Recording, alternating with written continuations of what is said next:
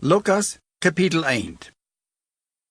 Wie viele sich dort übernommen haben, die Geschichten zu schreiben, die unter uns vorgegangen sind, und unter uns gelebt wurden, so es uns die von denen gegeben sind, die dort selbst gesehen haben, und denen am Wort sind, darum habe ich mich auch überhergemerkt, alles von Anfang an gründlich zu untersuchen, und die mein wertgeachter Theophilus dort ordentlich zu berichten, dat du een fausten Grund dafür hast, wat die gelehrt worden. Da wie an der Zeit aus Herodes König über Judäa wir, der Priester Zacharias uit Abia seine Dienstgruppe, seine Frau Elisabeth, eine von Aaron seine Tochter. Die waren beide fromm für Gott und hielten seine Geboten und Lehren und ließen sich nicht zu Schulden kommen. Aber sie hatten keine Kinder, weil Elisabeth nicht Kinder haben konnte, und wir sind auch al beide oud. En eenmaal als het aan wir zijn priesteramt voor God te verrichten, zoals dat priestertum dat verlangt, ging hij aan den Herren zijn tempel aan dat Ruhopfer te brennen. En dat ganze Volksschau was stond während de Rekenstund buiten en bed. Dan kwam het eenmaal den Herren zijn engel en stond aan de rechte zijde bij mijn Rekenaltar. Als Zacharias den zag, verviert hij zich. En aan mij kwam de angst. Aber der Engel zei zu ihm, Zacharias, fürcht dich nicht. Dein Gebet ist gehört, und du wirst von deiner Frau Elisabeth ein Sohn kriegen, und den sollst du Johann nennen. Und du wirst froh und glücklich sein, und viele werden sich zu seiner Geburt freuen. Dann wird an Gott seine Augen groß sein, wird nicht Wein oder starkes Getränk trinken, und wird all am Mutterlieb den Heiligen Geist kriegen. Hij wordt uit dem Volk Israel viele terug naar ihren Gott brengen. Hij wordt aan de kracht en geest den leer houdt, voor hem haren gonen, en de volers ihre horten met de kinderen toebrengen, en de ongelevende te bezinnung brengen, de gerechte ihre wijsheid aan te nemen, den haren en volk reed te maken. En Zacharias zei zu den Engel, woran kan ik weten dat dit zo is? Dan ik zie een oude man, en mijn vrouw is ook niet meer jong. Dan zei de engel zu ihm, ik zie Gabriel, die voor God staat, en wordt geschickt met die te reden, en de goede Nachricht te brengen. Aber nu kijk mal, wil du mij niet leefst, als ik die dit zei, wat zu seiner tijd passieren wordt, wirst du stam worden en niet reden können, wat dit alle voor een dag komen wordt. Dat volk aber luurt naar Zachariasen en wundert zich, waarom hij zo lang im Tempel blijft. En als hij eruit kwam, kon hij niet toe aanreden, en ze merkten dat hij im Tempel een gezicht gezien had, dan hij merk aan tekens ver, en kon aber nichts sagen. En als zijn diensttijd even weer, ging hij terug naar huis. En bald daarop droeg Elisabeth een kind onder hem horten, en bleef dan 5 maanden voor zich alleen, en zei, dit heeft de Heer voor mij en deze tijd gedaan, en nu brauch ik mij niet meer voor mensen door met schämen dat ik niet Kinder heb. En als eerste maand wordt de engel Gabriel van God naar de stad Nazareth en Galilea, naar een alleenstaande merke geschickt, de Jozef van uit Dooft zijn stam aanvertrouwd weer, en dat vrouwmens heet Marie. En de engel kwam bij haar en zei, een groet aan die du haar hoog wertachten deed. De Heer is met die. Zij aber weer verlegen über den Gruß en wundern, wat die te bedienen houdt. De engel aber zei zu ihr, Marie, fürcht dich nicht, du hast bei Gott Gnade gefunden. En zei mal, du wirst ein Kind tragen en wirst een Sohn zur Welt bringen en sollst am Jesus nennen. Die wordt groot zijn en den Allerhöchsten zijn Sohn genannt worden. En God de Heer wordt am zijn Vater Dooft zijn Thron geven. En hij wordt ewig over Israël König zijn. Zijn Königreich wordt niemals een eng nemen. Marie vroeg den Engel, wo zal dit worden? En ik zie een alleenstaandet merkje. De Engel zei zu ihr, de Heilige Geist wordt over die komen, en den Allerhöchsten zijn kracht wordt zo als een Schauten over die komen. Daarom wordt de Heilige, die van die zal geboren worden, Gottes Sohn genannt worden. En kijk mal, die nicht, Elisabeth, draagt nu aan ihre oude deur ook een kind, van die door gezegd wordt dat ze niet kon kinderen hebben. Die is nu in de 6e maand. Dan voor God is niets onmogelijk. Marie zei, ik sto den Herren te diensten. Laat hem met mij doen wat hij wil. Dan verleidt die engel Dan moet Marie zich rijden en spoedt zich dat zij naar de stad en de boy in Judea kwam, wo zij bij Zacharias am huis en ging en Elisabeth begreist. Als Elisabeth den Gruß van Marie hield, sprong dat kind am Mutterlief, en de Heilige Geist kwam over Elisabeth. En zij schreef, gezegend bist du onder de vrouwen, en gezegend is dat kind, dat van die wordt geboren worden. Maar waarom heb ik dat verrecht, dat mijn haar zijn moeder naar mij komen zal? Dan sobald aus mijn oren dienen groß heden, sprong mij dat kind en mutterlief met vreden. Gezegend is zij, die dat geleefd, dat het zo ramkomen wordt, als de haar te gezegd houdt. En Marie zei, mijn ziel looft den Herrn, en mijn geest vreit zich en God mijn heiland. Hij heeft mij zijn geringe dienstmerken niet vergeten, en van nu aan worden alle geslachten zeggen dat ik gezegend zie. De Almacht heeft grote dingen aan mij gedaan, en zijn namen is heilig. Zijn erbarmen wordt immer over die blijven die aan verrichten. Hij heeft met zijn arm gewaltige dingen gedaan, en die in het elend gezet, die in zich stolz zijn. Hij heeft Herrscher vom troon gestaan, en die te eeren gebracht die leerstonen. Hij heeft de hongerige gouden toekomen laten, aber de rijken met ladje hengwaar geschickt. Hij helpt zijn knecht Israël en heeft niet vergeten zich op immer en eeuwig over Abraham en zijn nakomen te erbarmen, zoals hij te onze vaders gezegd heeft. Marie bleef bij Elisabeth ongeveer 3 maanden en ging dan verder naar huis. Als die tijd kwam dat Elisabeth een kind hebben zal, bracht zij een zoon ter wereld. Nobers en vriendschaft hielden dat de haar grote nood bewezen had en vrijde zich met haar. Am 8e dag kwamen zij dat kind te besnijden en willen hem naar zijn vader Zacharias vernemen. Dan vermuilt zijn moeder zich en zei, nee, die zal Johan heten. Zij zeiden te haar, daar is je en die vriendschaft keiner die den namen heeft. Dan mogen zij zijn vader tekens ver om uit te vinden waar hij den namen wil. Hij vader zich wat om schrijven en schreef, zijn namen is Johan, en zij wonderde zich waarom. Dan ging hem plötzlich dat muil op, en zijn tong weer los, en hij kon reden en loof God. Dan kwam de furcht over allen die daarom woonden. En alles wat er weer gezegd worden, kregen zij en de Judeische borglanden te horen. En alle die dat hielden, lieten zich dat te horen gaan en zeiden, wat wordt dit voor een kind zijn? Dan God zijn hand weer bestemd over hem. Dan kwam de Heilige Geist over zijn vader Zacharias. Dan zei die am prophetischen zijn zo. Gezegend is Israël God en haar, dan hij heeft zijn volk Israël bezocht en geraad. Hij heeft ons uit zijn knecht Doof zijn huis met een gewaltigen heiland verzorgd. Zoals hij ons uit alle tijden her, der zijn heilige profeten had zeggen laten. Dat wij van onze vriend en al die ons huizen zullen geraad worden, om de genade aan ons te bewijzen die hij onze vaders versproken houdt, en zijn bond niet vergeten wordt.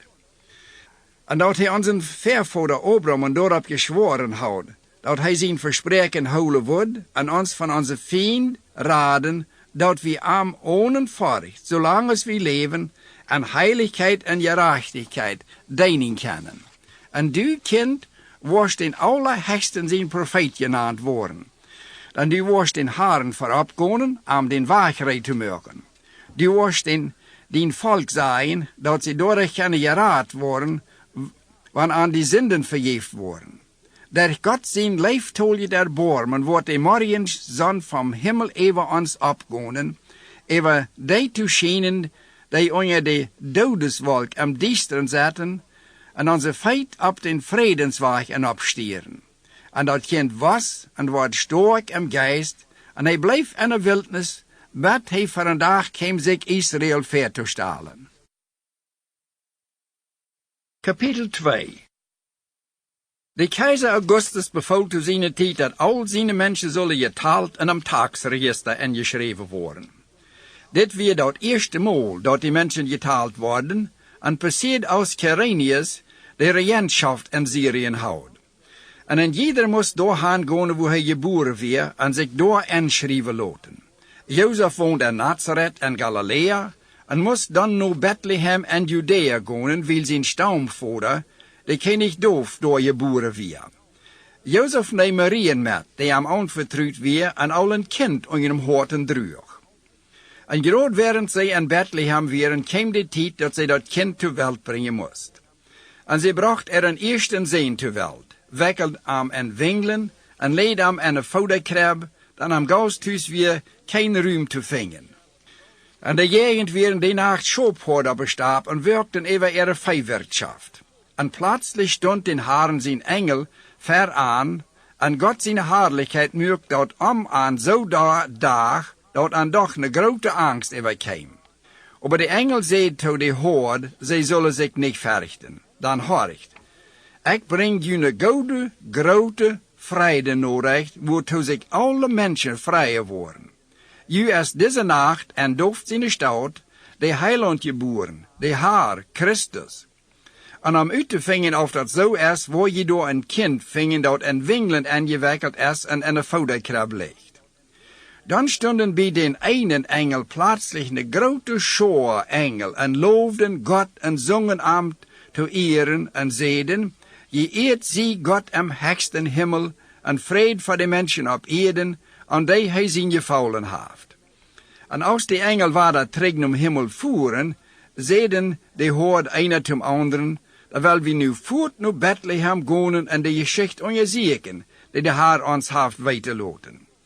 En zij spoeden zich dat ze aankwamen en vongen Jozef en Marien, en dort ook dat kind dat werkelijk aan de krab lag. En als ze dat kind gezien houden, vertaalden ze allemaal wat aan van dat kind weer gezegd worden. En alle die dat hielden, wonderden zich door wat de schop hoort aan te vertalen houden. Marie aber leed zich jeder woord te horen gaan en dacht er even na. De hoort gingen waar dat träg en loofden en verherrlichten God voor alles wat ze geheerd en gezien houden. En dat het kracht zo gewaast wie als aan wie gezegd worden. Om 8 uur moest dat kind besneden worden en hij kreeg zijn naam Jezus, groot zo als de engel dat bevolen houdt, nog eier Marie aan droeg. En als de eerst nog 33 uur te ihre reiniging thuisgebleven weer, zoals Moses in Jesaats verschreef, brachten de Eltern dat kind naar Jeruzalem nom Tempel, om aan God te overgeven. Dat Jesaat zegt, jeder eerste jong die ter welt komt, zal den Herren als heilig overgeven worden. En zij willen den Herren ook een opfer brengen, zoals dat Jesaat dat verlangt. Een paar turtelduwen, oder een paar jonge duwen.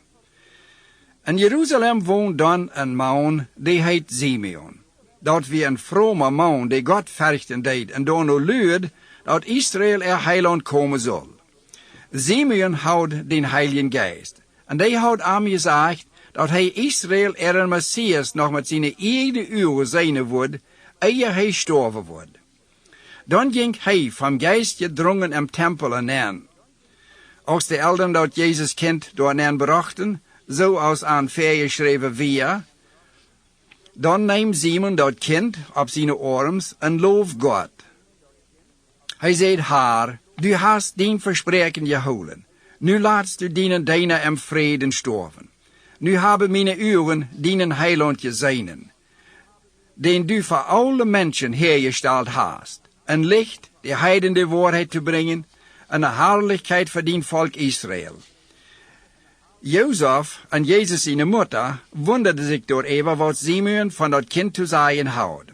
En hij geeft aan zijn zegen en zei te Marien, Jezus zijn moeder, dit kind is daartoe bestemd dat er aan Israël vele worden te faul komen, en ook dat vele der aan worden opgerecht worden. Hij wordt een teken zijn waar vele worden door jegen reden. En ook durch die ene Seele wordt een schwert gestoken worden, dat het voor een dag komt wat vele mensen am hoorten denken. Am tempel wird dan ook gerodene profetin, Anna, Phanuel zijn dochter, die stamt van Assur her. Die weer al zeer oud. 7 jaar wie ze bevrijd was, en weer nu al een weetvrouw van 84 jaar oud. Die oude vrouw verliet den tempel niet. Die bleef door dag en nacht en deed in haar met vasten en beden. Die traf dat door dan ook alle aan. Dan dankt die God en vertaalt van Herren Jezus te alle man in Jeruzalem, die nu dat heil luiden. En als Jozef en Marie alles gedaan houden wat God zijn gezaats verlangt, gingen ze terug naar huis naar Galilea, naar ihre ene stad, Nazareth. Dat kind was groot en sterk en weer zeer klug, en God zijn genade weer met hem. Zijn ouderen reisden alle jaar naar Jeruzalem zum Osterfast. Als hij 12 jaar oud was, gingen zij zoals gewöhnlich naar Jeruzalem zum Osterfast. Als dat vast even weer en zijn huis gingen, werd Jezus jong in Jeruzalem gebleven, ohne dat Jozef en Marie dat wisten. Zij dachten die weer aan ihre Gesellschaft en reisden een ganzen dag, ehe ze mank ihre vriend en vriendschaft aanvangen naar den jong te zieken. En als ze hem niet vonden, gingen ze terug naar Jeruzalem om door te zieken. Om 3 dagen vonden ze hem im tempel met de leraars hem, en dat hij nu aan horcht en vreugden staat. En alle die hem hielden, wonderden zich wo hij alles verstond en beantwoordde.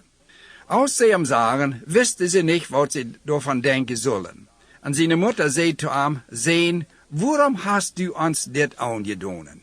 Kijk eenmaal, dien vader en ik hebben die uit angst gezegd. Hij zei zu hem, waarom zegt je nu mij? Wist je niet dat ik en mijn vader zijn huis zijn moest? Aber zij verstonden niet wat hij damit meende. Dan ging hij met en zij kwamen naar Nazareth, en hij gehorcht en weer aan ongedaan. Marie liet zich al deze weer te horen gaan en vergaat hij niet. En Jezus was op en neemt toe aan wijsheid. En God en mensen houden gevallen aan hem. Kapitel 3. Als Tiberius am 15. jaar als keizer regiert, houdt Pontius Pilatus de Herrschaft in Judäa en Herodes in Galilea en zijn broeder Philip over Iturea en Trachonitis en Lysias regiert over Abilene. En als Hannas en Caiaphas hoge priester waren, kwam God zijn bevel aan Johannes, Zacharias zijn zoon, in de wildnis. En hij ging in alle gegenden om Jordan en predigt, bekeert u en laat u diepen, dan wordt God u de zinden vergeven. Zoals im profeten Jesaja zijn boek geschreven staat, door schricht weer in de wildnis, merkt den waagreed voor onze haren, merkt voor armen gelijk steeg. De lichten zullen alle je veld en de booi en humpels uitgelegd worden. De kromme wee moeten gelijk gemerkt worden, en de roche wee glaubt gemerkt. En de welt zal God zijn radung zijn die voor alle mensen is. De mensen kwamen beim Schouwen zich van Johannes diepen te laten. Hij aber zei aan, je Schlangenbroedsel, wer heeft u gewarnt, God zijn je recht in de weg te komen? Zorg zo dat je u eerst oprechtig bekehren en fangt niet aan te zeggen, wir haben Abraham als Vater. Dan ik zei u, God kan Abraham uit deze stenen Kinder schaffen. De ax ligt bij de boom aan de wartelende reed. En daarom wordt jeder boom die niet goede vrucht draagt afgehaakt en am vuur gesmeten. De mensen vroegen hem, wat zal wie doen? Johannes zei toe aan, wer 2 zouts kleider heeft, zal dem eend geven die keine heeft. En wer te eten heeft, zal dat kraakt zo merken.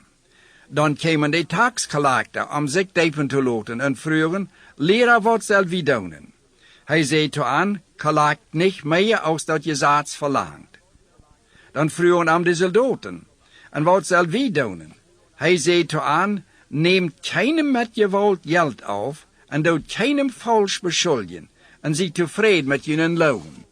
Weil die Menschen damit rekenden, dat Christus komen wordt, wunderde zij al auf Johann, die oplengt wir. Johann zei to aan alle, ik deept u met water.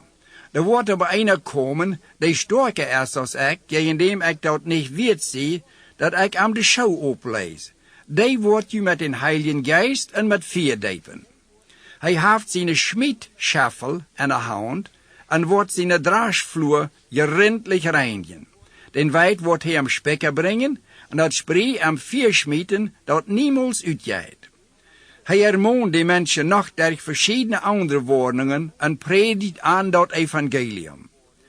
Als Johann Herodesen, den Viertelherrscher, dat verhielt dat hij zijn broeder Philips in de vrije vriend houdt, en wegen al dat erreicht dat hij gedonen houdt, leidt hij boven al dat nog Johannen aanstappen. Als dat volkjes alle gedeipt weer, wordt Jezus ook gedeipt. En als hij beet, mukt de Himmel zich op. En de Heilige Geist kwam en körperliche Gestalt erop en zat zich op am zoals een duif. En de stem vom Himmel zei, du bist mijn leven zijn met den ik zeer tevreden zie. Jezus zelfs wie ongeveer 30 jaar oud, als hij zijn dienst aanvang. Ze hielden hem alle van Jozef zijn zeen. Een zeen van Eli, een zeen van Matat, een zeen van Levi, een zeen van Melchi, een zeen van Jana, een zeen van Jozef, een zeen van Matatia, een zeen van Amos, een zeen van Nahum, een zeen van Elzi, een zeen van Nangi, een zeen Mat, en een zeen van Mattathias, een zeen van Zemai, een zeen Jozef, een zeen van Juda, een zeen van Johanan, een zeen van Reza, een zeen van Zerubbabel, een zeen van Zealtiel, een zeen van Neri, een zeen van Melchi, een zeen van Adi, een zeen van Kusam, een zeen van Elmadam, een zeen van Her, een zeen van Jezus, een zeen van Eliezer, een zeen van Joram, een zeen van Matat, een zeen van Levi, een zeen van Simeon, een zeen van Juda, een zeen van Jozef,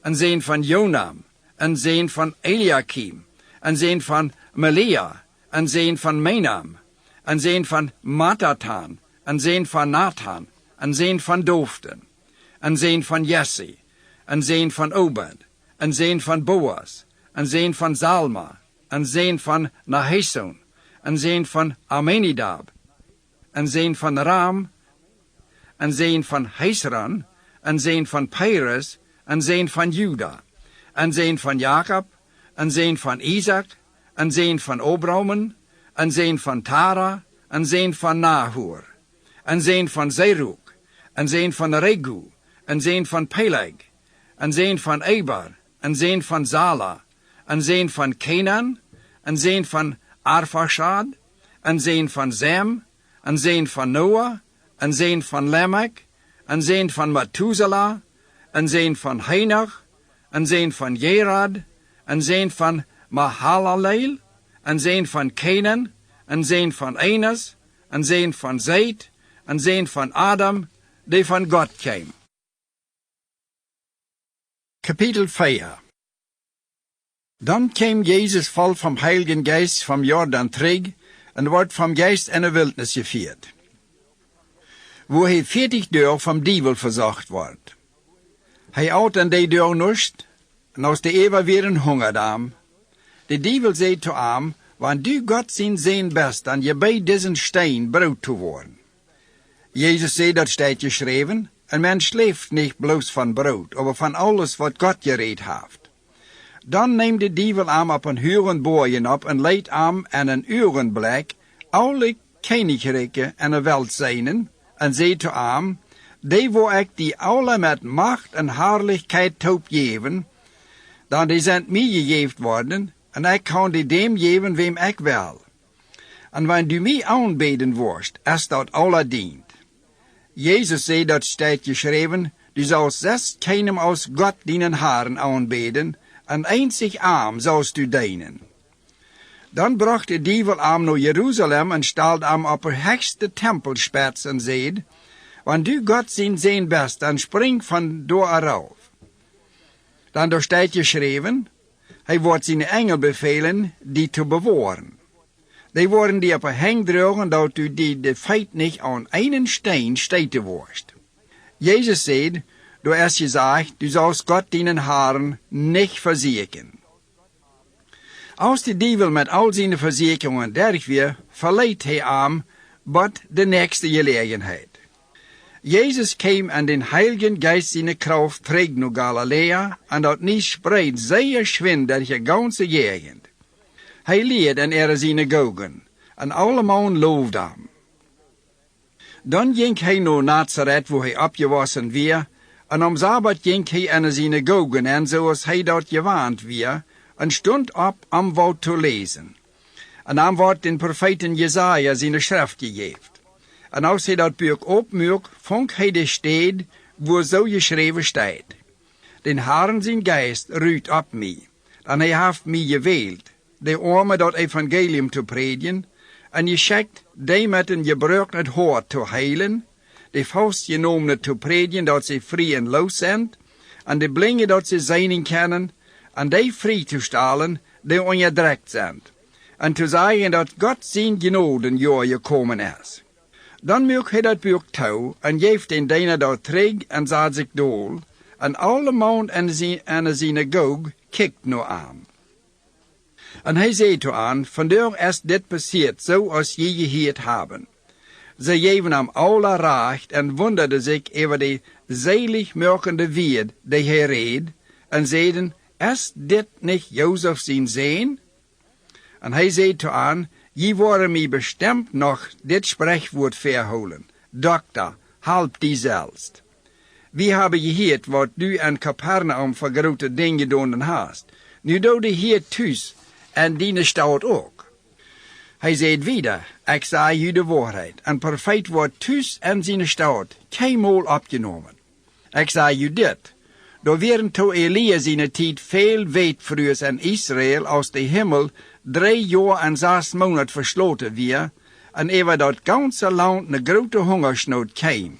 En doch wordt Elia nog keine wijdvruur geschickt buiten eine en Zarepta en Sidon. En door werden in Israël to Elisa den profeet zijn tijd veel uitzoutje. En van die wordt keiner gereinigd buiten Naaman van Syrien. En die in de school waren, worden alle vlammen dol als ze dat hielden. Zij stonden op en duwen aan uit de stad eruit en nemen aan nou een steilen afgrond op een boy, op den de stad stond, om aan vandoor eraf te schmieten. Maar hij ging midden derg aan en ging zijn weg. En hij ging naar Capernaum, de stad in Galilea, en leed aan door om Sabbat.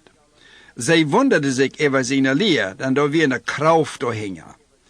En de synagoge weer een man vom dievel bezeten met een onreinen geest, die schreef zo luid als hij kon, en zei, laat ons toch, wat hebben we met die Jezus van Nazareth te doen? Best u komen ons in de grond te brengen? Ik weet wer du bist. Du bist God zijn Heilige. Jezus beval hem streng stil te zijn en uit den man eruit te komen. De dievel smeet den dool voor alle mensen en voer eruit, ohne am schoden te doen. En er kwam alle naar furcht en zeiden onder zich, wat is aan deze mens zijn woord van de kracht? Met macht en gewalt gebiedt hij de onreine geesten en die voeren eruit. En wat hij gedaan heeft, wordt in een ganze gegend rondgereed. Jezus verliet de synagoge en ging bij Simon om huizen in. Simon zijn schwiegermutter leed onder zeer hoog feber en ze boden Jezus ertoe helpen. Hij ging en bekte zich over en door zijn gebeidend woord verliet dat feber. En zij stond voort op en bediende aan.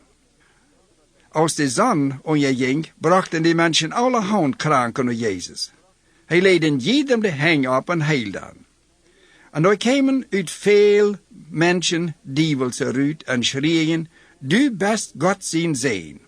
Hij aber beschwicht die en geeft die niet de gelegenheid te reden, wil die wisten dat hij Christus was.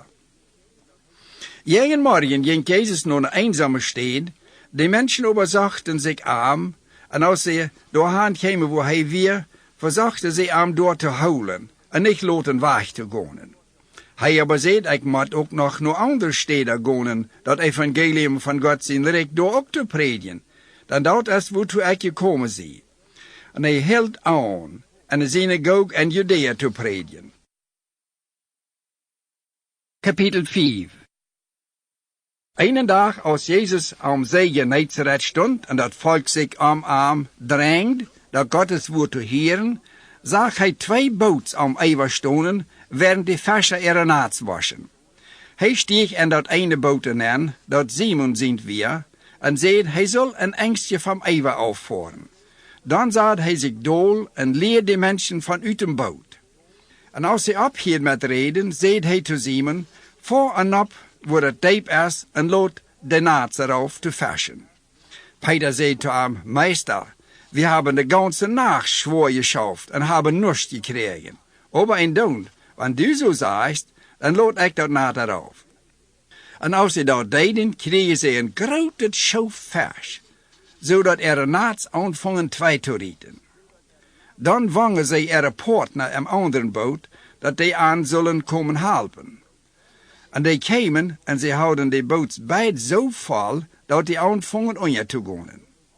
Als Simon Peter dat zag, val hij op knieën voor Jezus en zei, Haar, go van mij weg, ik zie een zinja mens.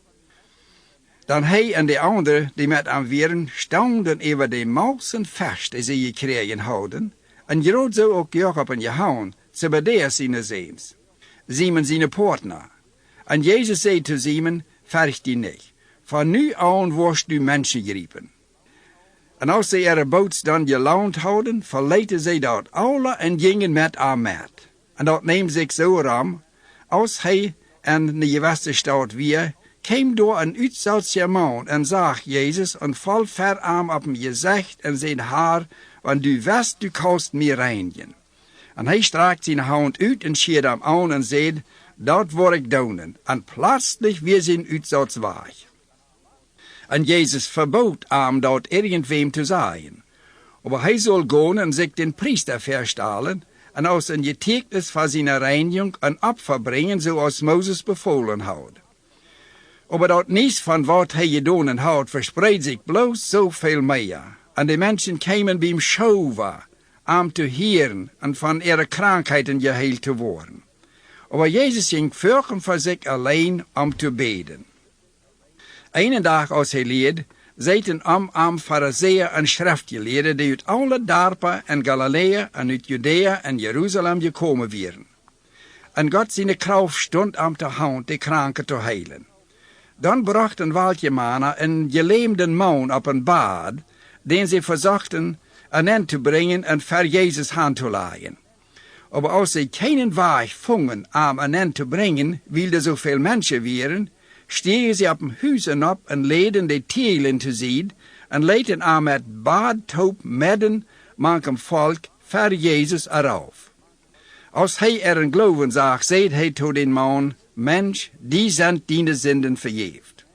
De schriftgeleerden en Pharisäer vangen aan door even na te denken en zeiden, wer is dit, die door Gottes lasterlich redt? Wer zegt als God kan zinden vergeven? Aber als Jezus ihre Gedanken mocht, zei hij te aan, te wat ha je zo'n Gedanken am Horten? Wat is leichter te zeggen, die zijn die zinden vergeeft, oder te zeggen, sto op en go.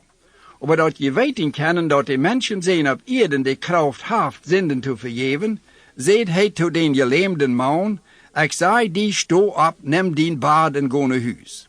Hij stond plötzlich ver aan op, neem zijn bad op dat hij lag, ging naar huis en looft God. Alle mannen stonden door even, en ze loofden God. En we kwamen ook naar vorig, dat ze zeiden, we hebben van u buitengewöhnliche dingen gezien. Als dit even weer, ging Jezus eruit en zag Levi, een taxcollector, en zijn taxboot zetten. Jezus zei te hem, kom met mij met. En Levi stond op, verliet alles en ging met. Dan reed Levi bij zich in huis een grote gastmaaltijd uit, en daar waren een grote schoof taxcollector en nog anderen die met hem top aten.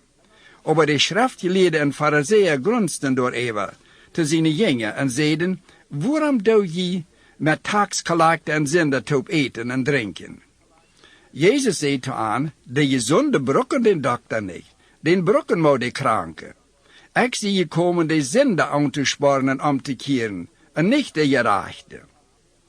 Zij zeiden toe aan, je houdt zijn jingen fausten en beden vuren, en zo ook de fariseeën eren, over die jingen eten en drinken.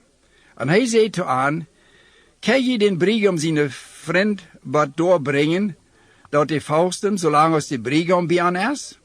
Aber de tijd wordt komen, wanneer de brigom eerst wordt van aan waargenomen zijn, dan worden zij fausten.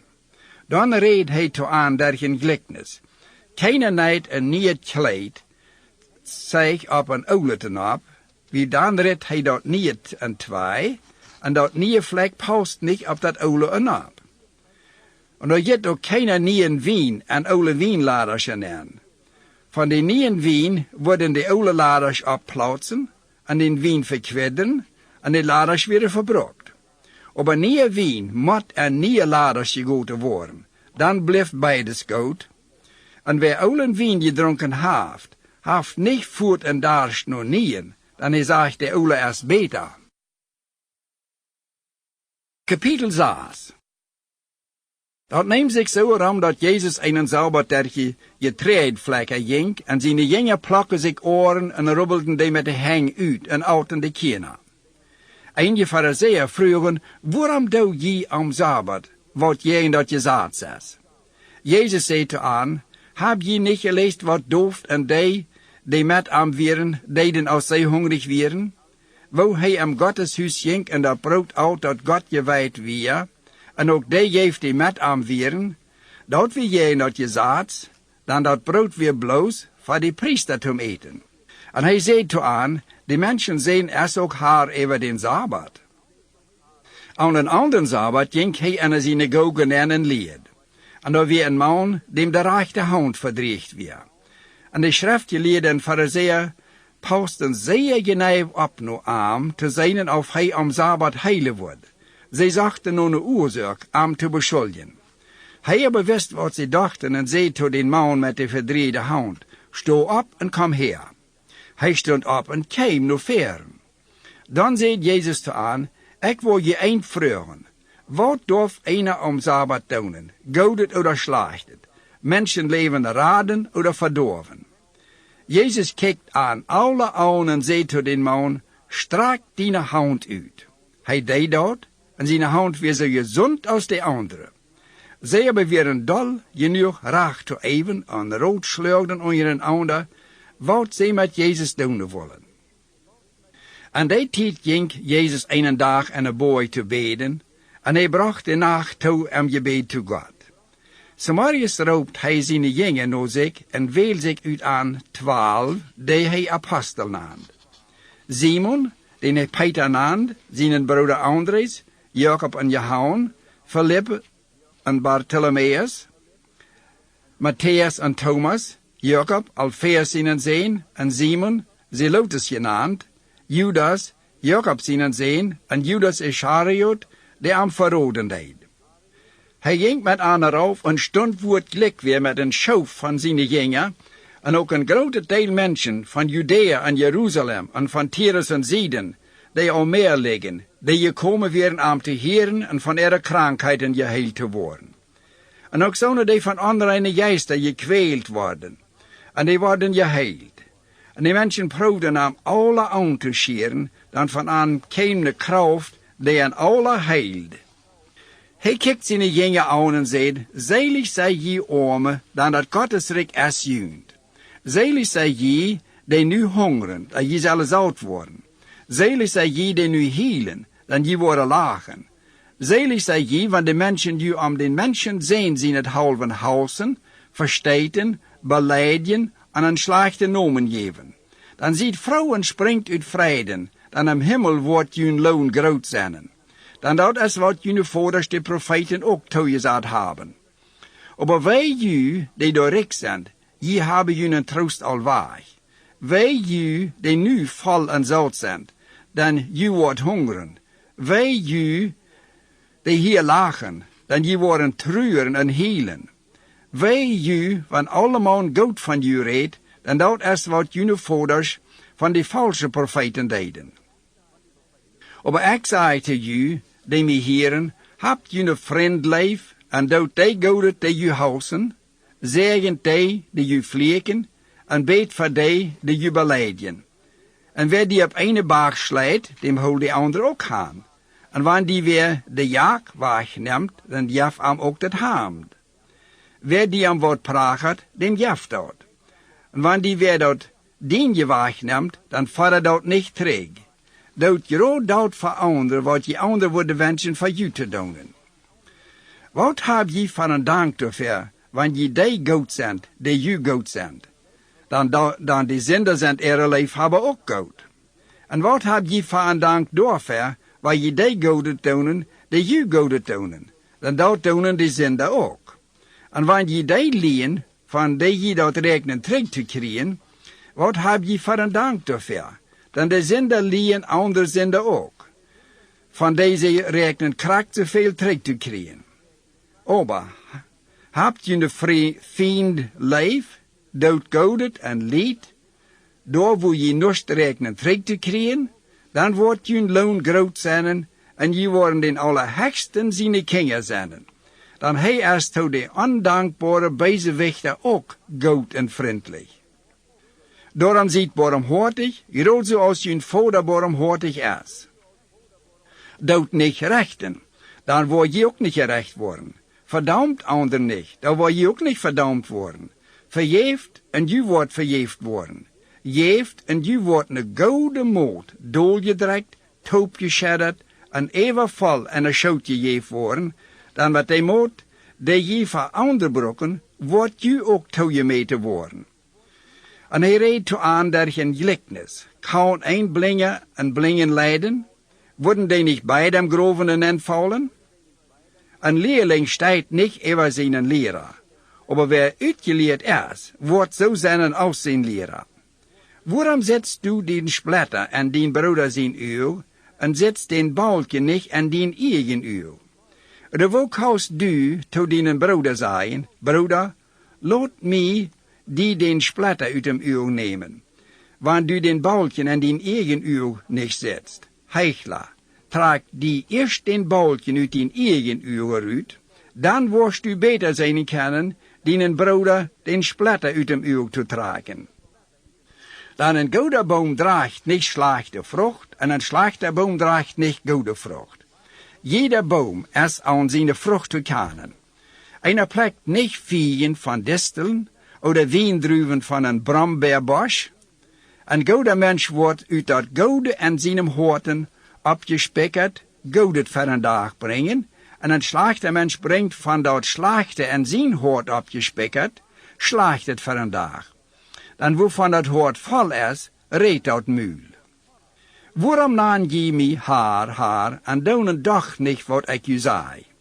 Ik wil je wijzen met wem die te vergelijken is, die naar mij komt, en heert wat ik zei, en dat dan ook deed. Die is met een mens te vergelijken die een huis bouwt en diep wat op een steen groof om den grond door en op te laaien.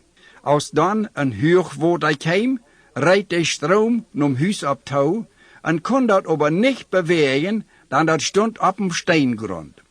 Wer aber heert en dat niet deed, die is met een mens te vergelijken, die zijn huis ohne grond op de eerd bouwt, en de stroom rijdt zich door nauw, en het huis valt bol taub en de schoden weer groot.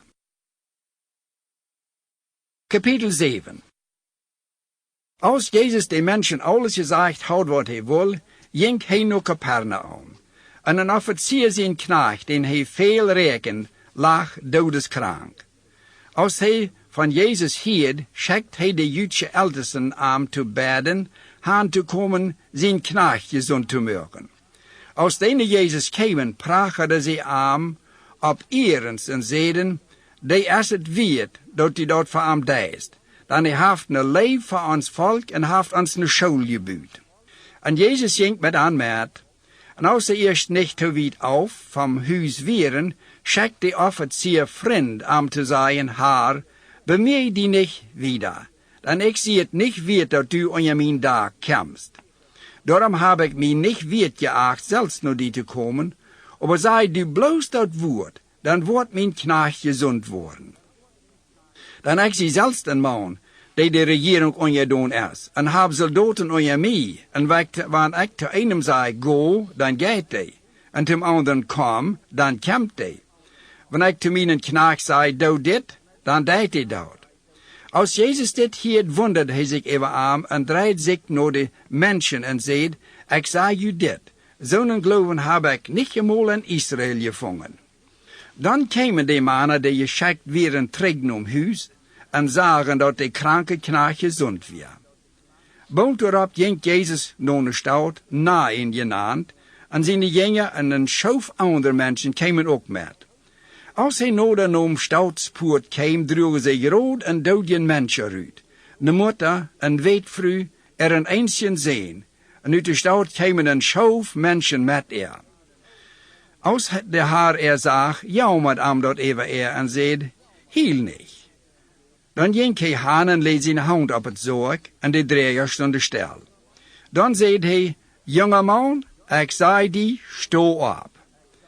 En die daar weer dood was, recht zich op en vong aan te reden. En hij geeft de moeder een zeen. Dan overkwam allem de heilige eerfurcht, en ze loofden God en zeiden, onder ons is een grote profeet opgestonden, en God is gekomen zijn volk te helpen. Dit nieuws van Jezus spreidt zich over ganz Judea en alle omgevenden. Dan vertaalden Johannes zijn jongen aan alles wat voorgevallen was.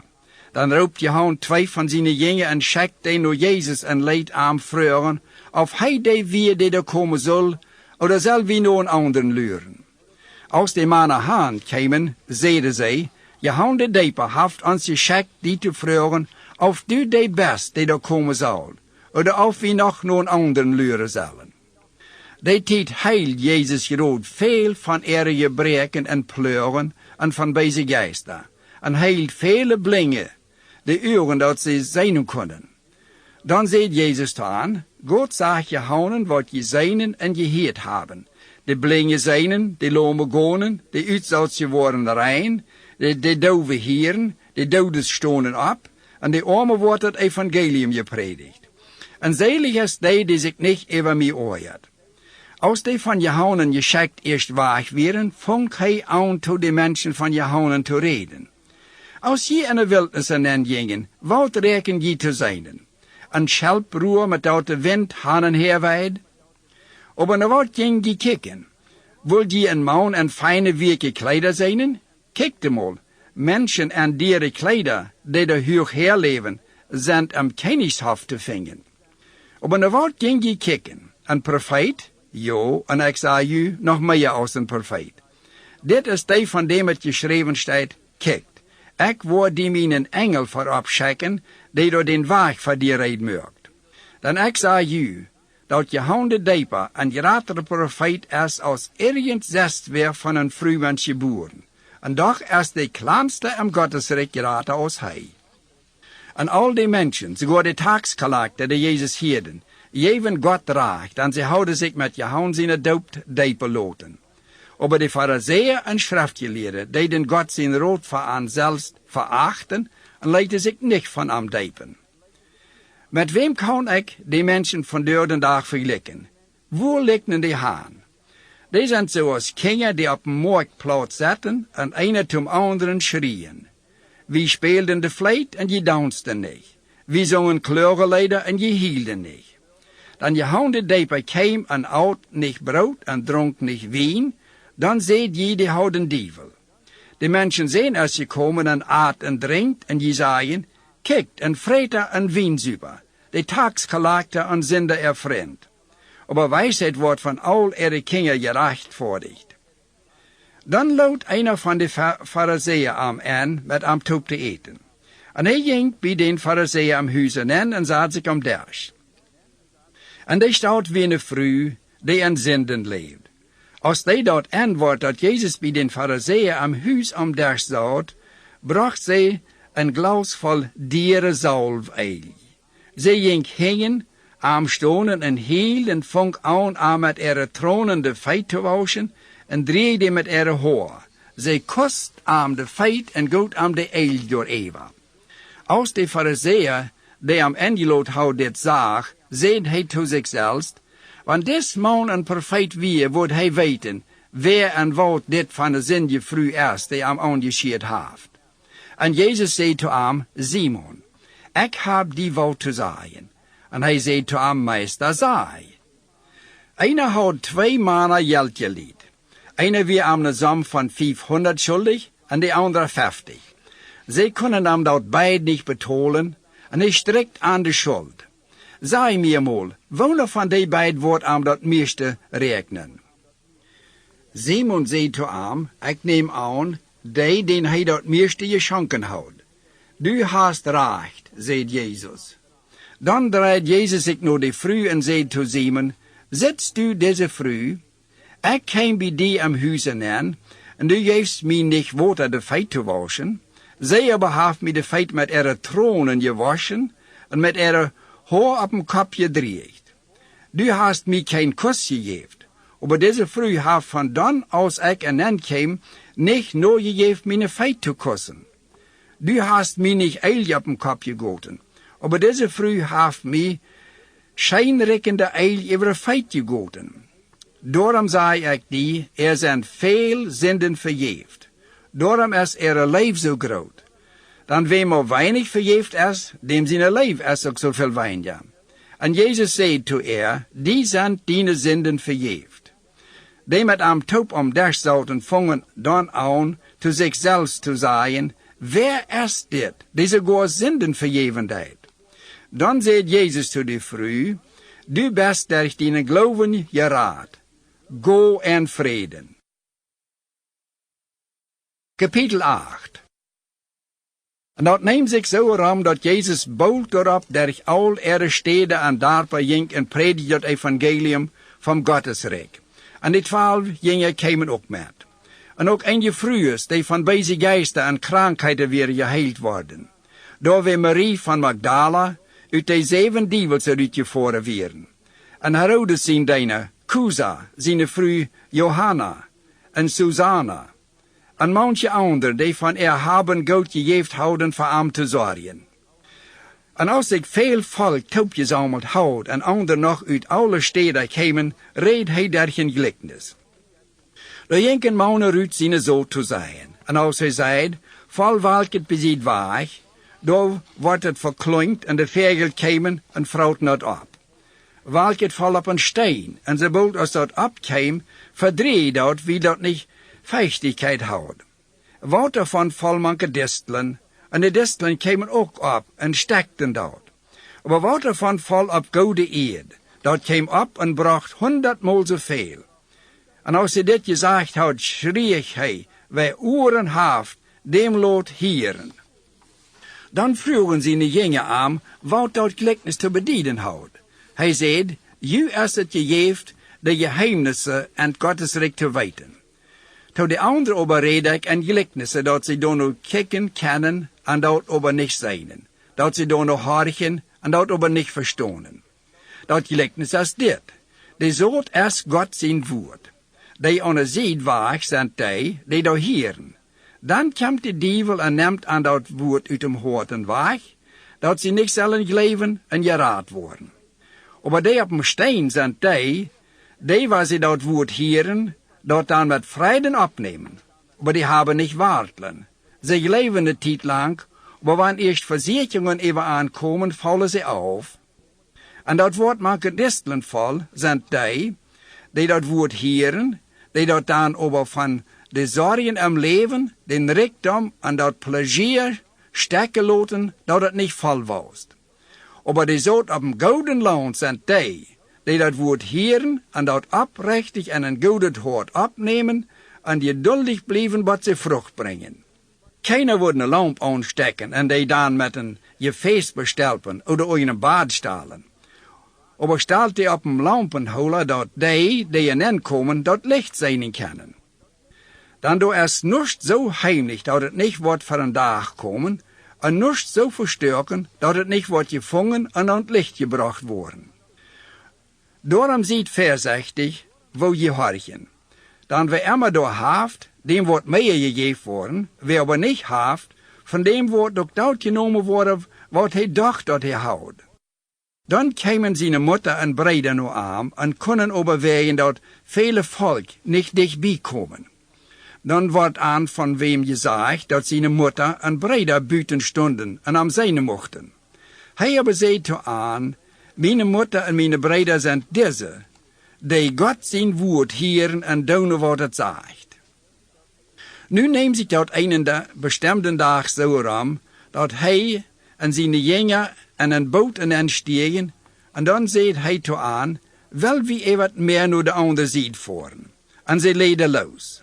Jezus aber sleep hen wees aan, dan kwam een gewaltige windstorm over meer. Ze kregen zoveel water in het boot, dat ze in gevaar waren. En ze kwamen en wuurken aan op en zeiden, Meester, Meester, wie komen om? Dan stond hij op en beschwicht den wind en dat tobende water. Dan leidt de wind no en dat wordt ganz stil. Hij aber zei toe aan, wo is jullie geloven? Aber zij wonderden zich uit furcht en zeiden een tot anderen, wer kan dit zijn? Dan hij haft en je beiden dit woord over wind en water en de gehorchen aan. Dan voeren ze even naar de Gadarener gegend, aan de andere zijde van Galilea. En als ze op een land stieg, bejegend aan een man uit de stad, die al lang dievels gehad had. Hij had geen kleding aan en leefde ook niet in een huis, maar had zijn verblijf in de greve. Als hij Jezus zag, schreef hij los en val voor hem aan en zei, Recht luid, wat heb ik met die te doen, Jezus, den hechten God zijn zeen? Ik bid, kweel mij niet. Dan hij gebood den onreinen geest uit den man eruit te komen, dan die had hem al lang gepleurd. Ze hadden hem vastgenomen en hang feit had hem met keden gebonden. En doch van de dievel hem even kwam, reed hij de keden twee en wordt van hem in de wildnis gedreven. Jezus vroeg hem wo hij heet. Hij zei, Legion. Dan hij had veel dievels in zich. En ze prachten hem aan niet im afgrond en te schikken. Door op een boy großen herd schwien. Dan prachten ze hem dat hij aan zou loten en de schwienen entvoeren. En hij geeft dat touw. Dan voeren de dievels uit den mensen uit en voeren en de schwienen in. En de herd moracht even een steile kant en meer en verzopen. En als de schwien hoort zagen wat passiert weer, randen die naar de stad ook op een land en vertaalden wat geworden weer. Dan gingen die mensen haan te zien wat passiert weer. En kwamen naar Jezus en vangen den man uit den de dievels eruit gevoeren werden. En aan even kwam de furcht, als ze den man vernünftig am denken en gekleed, wie Jezus verder feit zette zagen. En die dat je zijn houden vertaalden aan, wo de bezetenen weer geheild worden. Dan kwam dat volk uit de ganse Gadarenische omgegend toe. En praten aan dat hij er gegend verloten zal, dan aan houden de grote angst gepakt. En hij steeg in het boot en voer terug. De man uit de dievels eruit gevoeren werden, praat Jezus, als hij bij hem blijven kon. Aber Jezus schickt hem weg en zei, go naar huis en vertaal aan door, wat voor grote ding God voor die gedaan heeft. En hij ging terug, dat je ganze stad en vertaald wat Jezus voor grote dingen aan gedaan houdt. En als Jezus terugkwam, nemen ze hem op, dan ze houden al alle naar hem geluurd. Hierover dan kwam Jairus, een verstondende man uit de school, val Jezus voor een feit en praat hem naar zijn huis te komen. Dan zien het einzige dochter, 12 jaar oud, lag op sterven. Aber während hij ging, drang dat volk aan. En de vrouw die al 12 jaar geblaad houdt en alles wat ze zum leven houdt verdokterd houdt, en doch van keinem kon geheild worden, die kwam van hingen aan Jezus en voet aan bloos omkleed, en zij hield plötzlich op met blijden. Dan zei Jezus, wer heeft mij aangescheerd? Als ze dat alle verstrijden, zei Peter toe hem, Meester, dat volk drangt en schift die, en du vraagst nog wer die aangescheerd heeft. Aber Jezus zei, mij heeft wer aangescheerd, Ik merk dat van mij ne kracht eruit ging. Als de vrouw zag dat ze damit niet kon geheim blijven, fängt sie an zu zetteren, kämen schmeidt sich Jesus voor een feit en zei zu ihm, door voor alle mensen, waarom sie am angescheert houdt, en wo sie plötzlich weer geheilt worden. Dan zei hij zu ihr, Dochter, dien Glauben heeft die geholpen, go in Frieden. Während hij nog reed, kwam einer van den Synagogen verstanden zijn huis en zei zu ihm, die Dochter ist al gestorben, dan lot den Meister niet meer tevreden. Aber als Jesus dort hielt, zei hij zu ihm, fürcht die nicht, je leef bloß. Dan wordt hij gezond worden. Als hij im Huis ging, liet hij keinem met hen komen, buiten Peter en Jacob en Johannes, en dat kind ihre Vater en Mutter. Binnen wordt dat kind geheeld en getreurd. Aber hij zei, zij zullen niet healen. Die is niet dood, die slaapt bloß. Zij aber lachten even aan, dan zij wisten dat hij dood was. Aber hij schickt alle uit, neemt aan de hand en zei, Kind, sto op. Dan kwam de geest terug aan aan en zij stond plötzlich op, en hij beval aan wat te eten te geven. En ihre Eltern verwunderden zich. Aber hij beval aan dat keinem te zeggen wat er passiert was. Kapitel 9.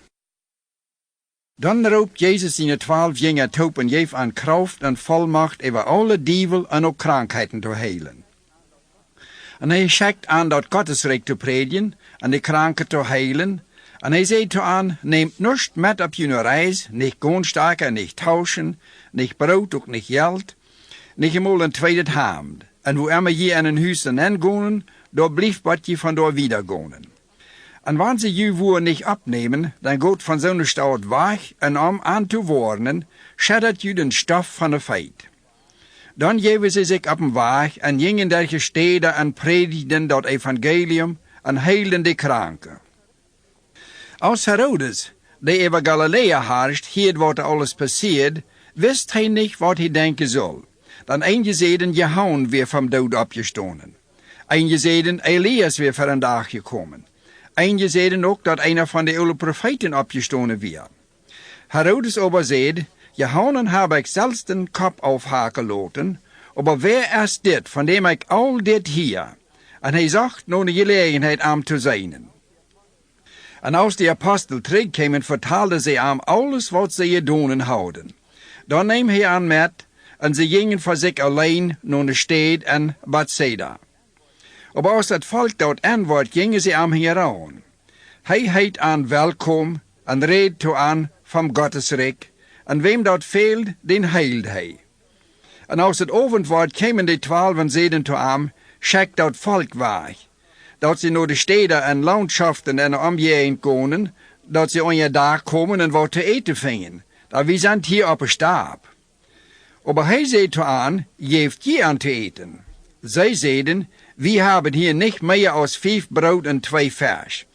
Buiten wir sollen für all diese Menschen gehen eten kopen, dann da wären ungefähr 5000 Mann. Hij zei zu seinen Jünger, lot an sich 50 am Schauwer dol zaten. Und sie deden dort, und schauften dort, dat sie sich alle dol zaten. Dan neem hij die 5 Brot en die 2 Fisch en kikte op naar Himmel, dankt dafür en brükt dort en geeft de Jünger dort, die Menschen te zaten. Sie aten alle en worden zout, en sie lausen nog 12 Karfbrocken taub, die eeuwig gebleven wären. Einmal als Jesus voor zich alleen im Gebet weer, kwamen zijn Jünger er ook aan. Dan vroeg hij aan, wer die Menschen zeiden dat hij weer. Sie zeiden, Johannes de Doper. Einige aber sein, du bist Elia. Einige sein, du bist einer von den oude Propheten vom dood opgestonden. Hij zei te aan, aber wer sei je dat ik zie? Peter antwoordt en zei, du bist Gott zijn Christus. Hij waren dan streng, dat keinem te zijn, en zei de mensen zijn moest nog veel lijden, en van de ältesten en schriftgeleerden en hoge priester versmeten worden. Hij wordt doodgemaakt worden, aber wordt den 3e dag vom dood opstonden. Dan zei hij te aan alle, wer met mij metkomen wil, moet van zichzelf vergeten, en dergelijk zijn kriets op zich nemen en metkomen. Wem dat door hem te doen is zijn leven, Zu raden wordt het verlieren, aber wer zijn leven om meinethalben verlieren wordt zich dat raden. Dan wat heeft een mens daarvan, wanneer hij die ganze Welt gewinnt en over zichzelf verliest en in de grond brengt? Dan wer zich met mij en mijn wereld schämt, met dem wordt de mensen zien zich ook schämen, wanneer hij in zijn Herrlichkeit en den Vader zijn heilige Engel Herrlichkeit komen wordt. Ik zei u de waarheid, hier stonden eentje die den dood niet schmaken worden, wat ze dat Gottesrecht zijn worden.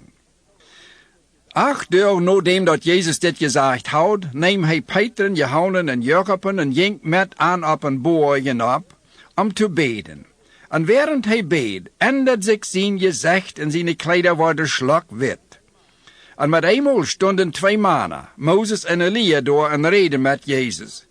Die waren in Herrlichkeit gekommen, om met hem door even te reden, wo hij naar God zijn willen en Jeruzalem sterven zal. Aber Peter en die met hem waren zeer schleperig, en als ze eerst ganz wakker waren, zagen zij zijn Herrlichkeit en die 2 mannen die bij hem stonden. En als die Jezus verlaten, zei Peter zu Jezus, Meister, dat is voor ons goed hier te zijn. Laat ons 3 zelten opstalen, een voor die, een voor Moses en een voor Elia. Hij wist niet wat hij zei. Während hij dit zei, kwam de wolk met een schouten even aan, en ze vergde zich als ze en de wolk innen kwamen. Dan kwam de stem uit de wolk en zei, dit is mijn lieve Zoon, horcht nu aan. En als die stem verschwond, wie Jezus daar alleen. Die hielden dat voor zich en reden te keinem daarvan wat ze aan die tijd beleefd hadden. Als ze de nächste dag van boven hieraf kwamen, trof zich dat zo dat met eenmaal een grote schof mensen bejegenden. En met eenmaal schreef een man uit dem volk, Meister, ik bid die, kom kijk toch naar mijn Zoon, dan ik heb bloos den einen Zoon. Kreeg een geest te holen, dat hij plötzlich abschreckt. Daarop kreeg hij den aanstoot, zodat hij uit dem muil schuimt. Die verlaat am vast niemals en brengt am schier aan de grond. Ik prage die jongen dat zij den eruit drijven zullen, aber die kunnen dat niet. Dan zei Jezus te aan, o je ongelevend verdreidet geslacht. Hoe lang zal ik nog bij u blijven en mij met u afgeven? Breng den Zoon mal her. En während de jong haan kwam, smijt die dievel am vader am aanstoot haan. Dan beval Jezus den onreinen geest te verlaten. Hij heilt dat kind en geeft zijn vader den vader. En sie staunden alle über Gott seine Herrlichkeit. Aber während alle man bewundert, wat Jezus gedaan had, zei hij zu seinen Jünger, zorg zo dat je hieren wat ik zei. Dan dat es meist so weit, dat die Menschen sehen, wat de Menschen in de Hand gegeven worden. Aber sie verstonden nicht, wat hij zei, en dat wordt voor aan geheim gehouden, dat sie dat niet begrijpen konden. En sie vergde zich om te vragen wat hij gemeend had.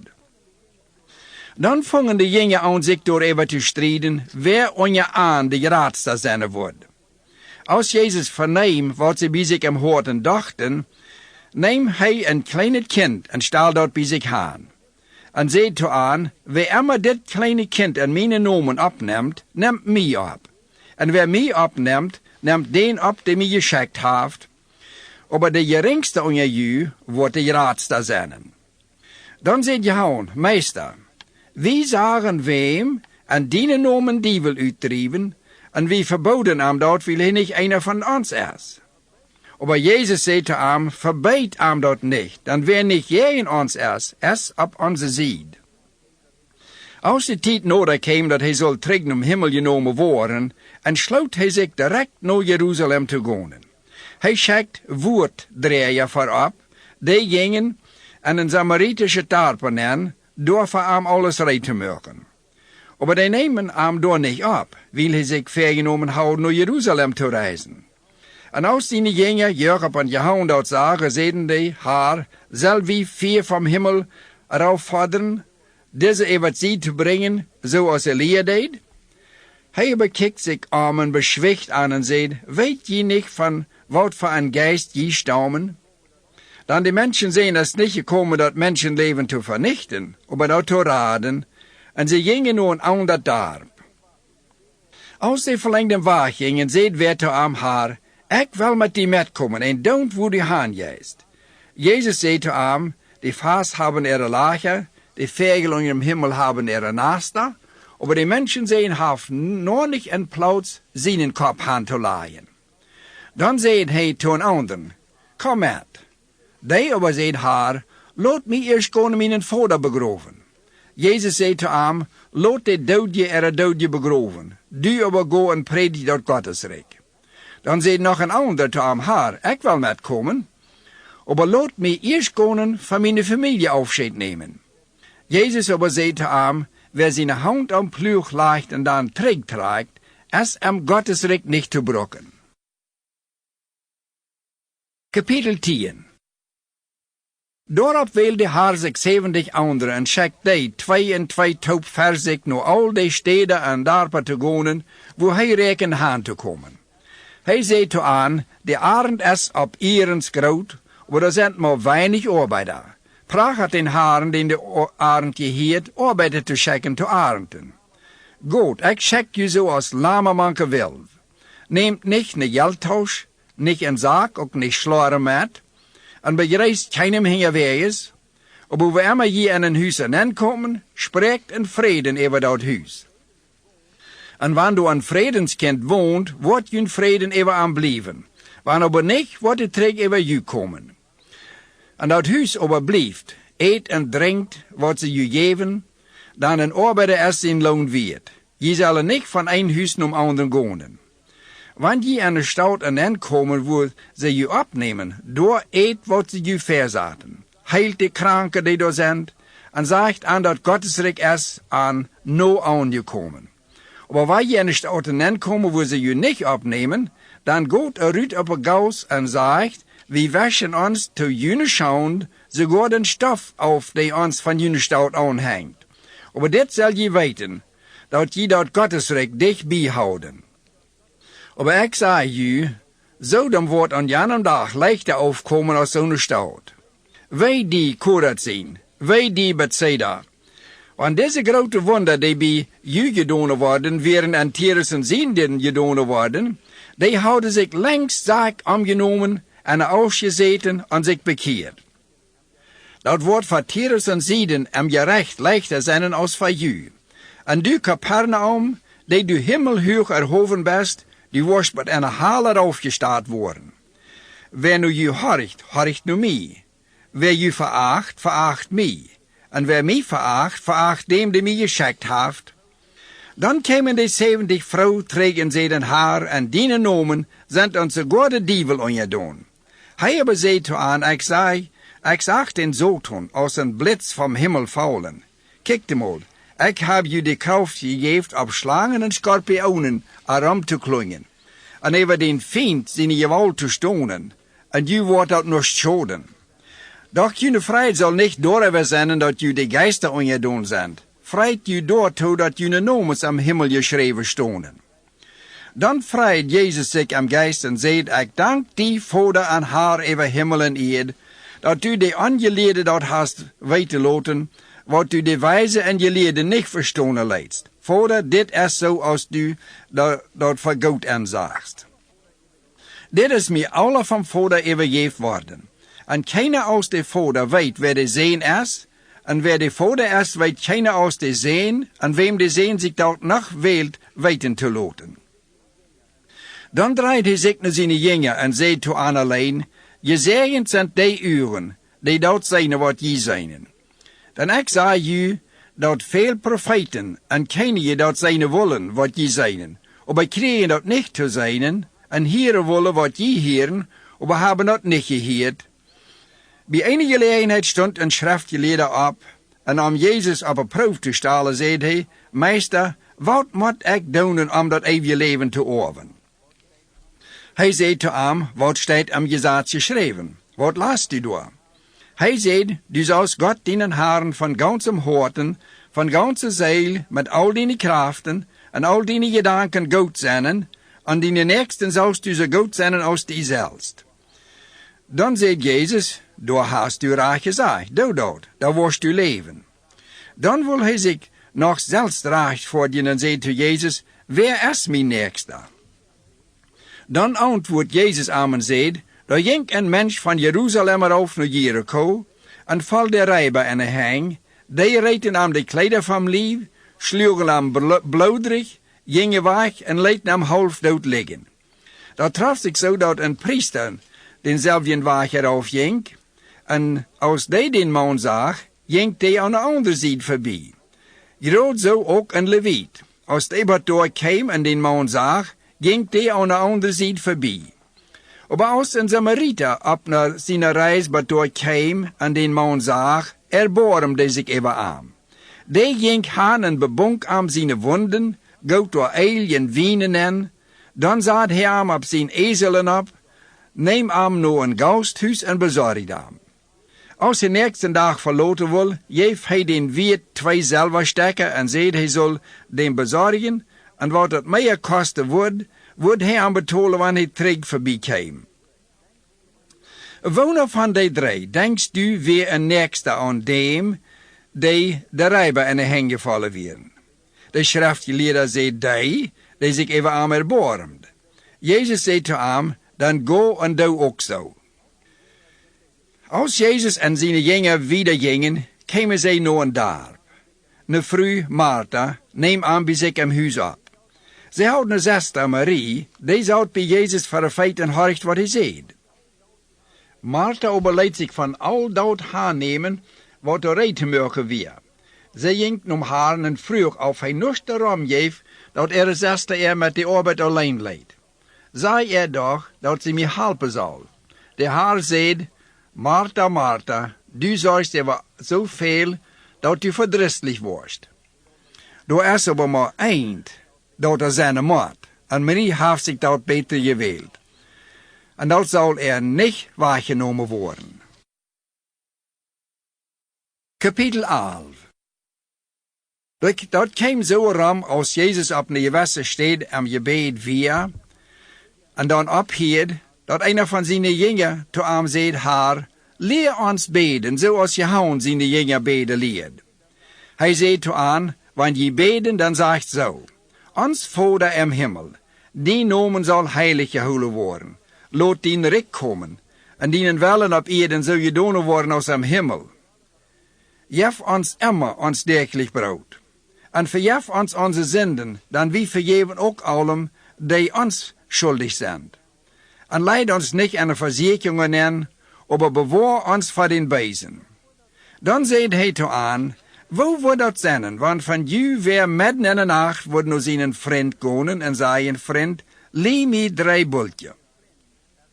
Dan een van mijn vrienden is op zijn reis wat mij gekomen, en ik heb niets am Pferd te zaten. En wanneer die van binnen dan zei wordt, bouw dat mij niet. De deur is al toegesloten, en ik zie met mijn kinderen al aan bad. Ik kan niet opstonen en die te geven. Ik zei je, wanneer hij ook niet wordt opstonen om die te geven, wil hij zijn vriend weer.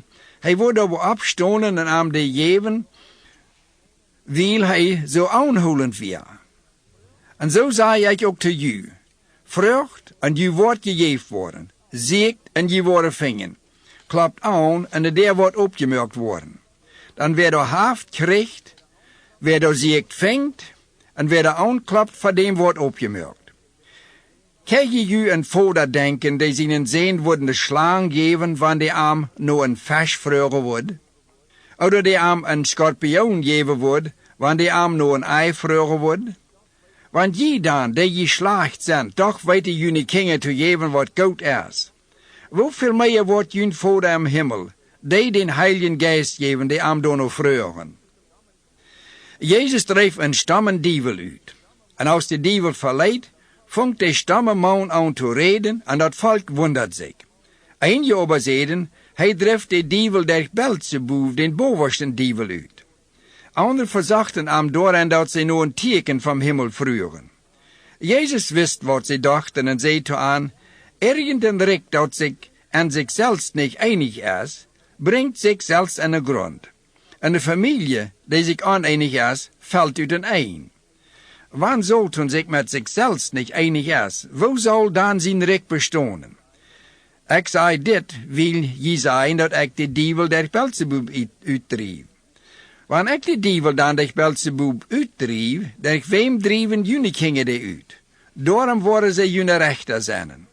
Maar wanneer ik de dievel der God zijn vinger uitdrief, dat meent dat God zijn rijk al naar jullie gekomen is. Wanneer een storker met zijn geweren reed staat over zijn huis te werken, blijft hem dat zeggen. Aber wanneer een storker als hij even aan komt en aan ongekriegt, neemt hij aan zijn geweren weg, op die hij zich verleidt en verschenkt wat hij gestohlen heeft. Wer nicht met mij is tegen mij. En wer nicht met mij taub sammelt, verstreidt. Wanneer een onreine geest uit een mensen eruit voert, wandert hij durch Wildnissen en zoekt naar een plaats waar hij terugkomen kan. En wanneer hij keinen vindt, zegt hij zich, ik wil weer terug naar mijn huis gaan, van waar ik kwam. En wanneer hij komt, vindt hij dat huis rein en in ordning. Dan gaat hij en holt zich 7 geesten die de ooien zijn als hij, en dan trekken zij aan en wonen door, en dat is met den mensen ooien als het eerst weer. Als Jezus dit zeiden de vrouw uit dem volk met luider stem, gezegend is die liefde die je drucht heeft, en die brosten die du gezeuren hast. Hij aber zei, nog meer gezegend zijn die God zijn woord hieren en doen wat het zegt. Als het volk zich am meed en noderdringt, vangt hij aan te reden en zei, dit zijn verkeerde mensen, die zoeken naar een teken, en wordt aber zelfs geen teken gegeven worden als dat van den profeten Jona. Zoals Jona een teken voor de Ninevieten weer, zo wordt de mensen zijn een teken voor dit geslacht zijn. De koningin van Zieden wordt am gerechtsdag opstonen en dit geslacht verdaumen. Dan zij kwam van een andere Ziedwelt Salomo zijn wijsheid te hieren. En hier is einer die greater is als Salomo. De mensen van Nineve worden am gerecht met dit geslacht taub opstonen en aan verdaumen. Dan zij bekeerden zich als Jona predigt. En hier is einer die zeker greater is als Jona weer. Wie een lamp aanstekt, verstärkt die niet en bestelt die ook niet met een gefäß. Aber stelt die op een lamp en holen dat die erin komen dat licht zijn kunnen. Dat uur is dat licht voor den Körper. Daarom, wanneer die uur goed is, hast du licht voor den ganzen Körper. Aber wanneer die uur slecht is den Körper ganz am diesten. Daarom seid door nou dat het licht en u niet diesternis is. Wanneer die ganze Körper dan licht is, en nog diestert en zich heeft, dan wordt die ganze Körper zo vol licht zijn, als wanneer dat van de dag schienende lamp komt. En als hij nog reed, loopt hem een gewisse Phariseer en met hem toe te eten. En hij ging in en zat zich om dash. En als de Phariseer dat zag, wundert hij zich dat Jezus zich voor hem eten niet te hang was. Aber de Heer zei te hem, je Phariseer houden de koffels en schieven van buiten rein, aber innerlich zij je vol slachtet en roven. Je noren, haft die ons naar buiten han geschaffen, niet ook van binnen han geschaffen? Geeft wat je en je hebben te goden, daar wordt voor je alles rein zijn. Wij, je Phariseer, je geven van peperment en del en al het kerkenkruid den tienden, aber am leef to God en gerechtigheid kan je niet. Dat laatste zul je gedonen hebben, en dat eerste niet ongeloten hebben. Wij, je Phariseer, je zijn jaren de baas te zetten en de synagogen te hebben, en dat je op een marktplaats gereisd worden. Wij, je schriftgeleerden en Phariseer, je heichler, dan je zijn zo als ongetekende greven, over die de mensen gaan en niet antwoorden dat ze door zijn. Dan antwoordt aan een van de schriftgeleerden en zegt, Meester, wanneer du zo'n zegt, daarmee beleidigst u ons ook. En hij zegt, wij ook u schriftgeleerden. Je beloden de mensen met lasten, die ze schier niet dragen kunnen, en je zelfs reren niet een vinger aan de dragen te helpen. Wij u, dan je buren greven van de profeten, die je voorstoot gemaakt hebben. Daarmee bewijs je dat goedheid wat je voorouders gedaan hebben. dann die haben die bestimmt doodgemerkt en je buien die aan de Gräber. Daarom zegt Gott in zijn wijsheid, ik wil aan profeten en apostels schicken, en welke van die worden zij no stonen en doodmerken. Daarom wordt dit geslacht voor al die profeten er bloot verantwoordelijk zijn, dat er es vergoten worden van dan als de welt de grond gelegd wordt. Van Abel zijn bloot, bad Zacharias zijn, die tussen den altaar en den tempel omkwam. Jo, ik zeg u, dat wordt van dit geslacht gevorderd worden. Wij, u schriftgeleerden, je haben den Erkenntnisschlüssel wahrgenommen. Je selbst sind nicht an den gegangen, en leiten die nicht an den gegangen, die an den wollen. Als sie an dit gesagt hat, fuhren die Schriftgeleerden en Pharisäer am hart an, en beschmeiten am met verschiedene Fragen. En luiden hingerlastig nur eine Antwort, womit sie am würden beschuldigen können. Kapitel 12. Als intussen een gewaltig schof mensen toegekomen wären, zodat sie sich einander unerklungden, seht Jesus erstens zu seinen Jüngern, heit ju voor de Pharisäer erheef, denn dat is Heuchlerie. Da ist nichts verstärken, dat nicht wordt van den Dag kommen, en nichts so heimlich, dat nicht wer wordt dan hingekommen. Daarom, wat immer je am diensten gereed haben, wordt am Licht zu hier zijn. En wat je aan de binnenste stoof en de aak gefuschelt haben, wordt vom Huizendag gepredigt worden. Ik zeg u, mijn vriend, vergt u niet voor die den lief doodmerken kennen.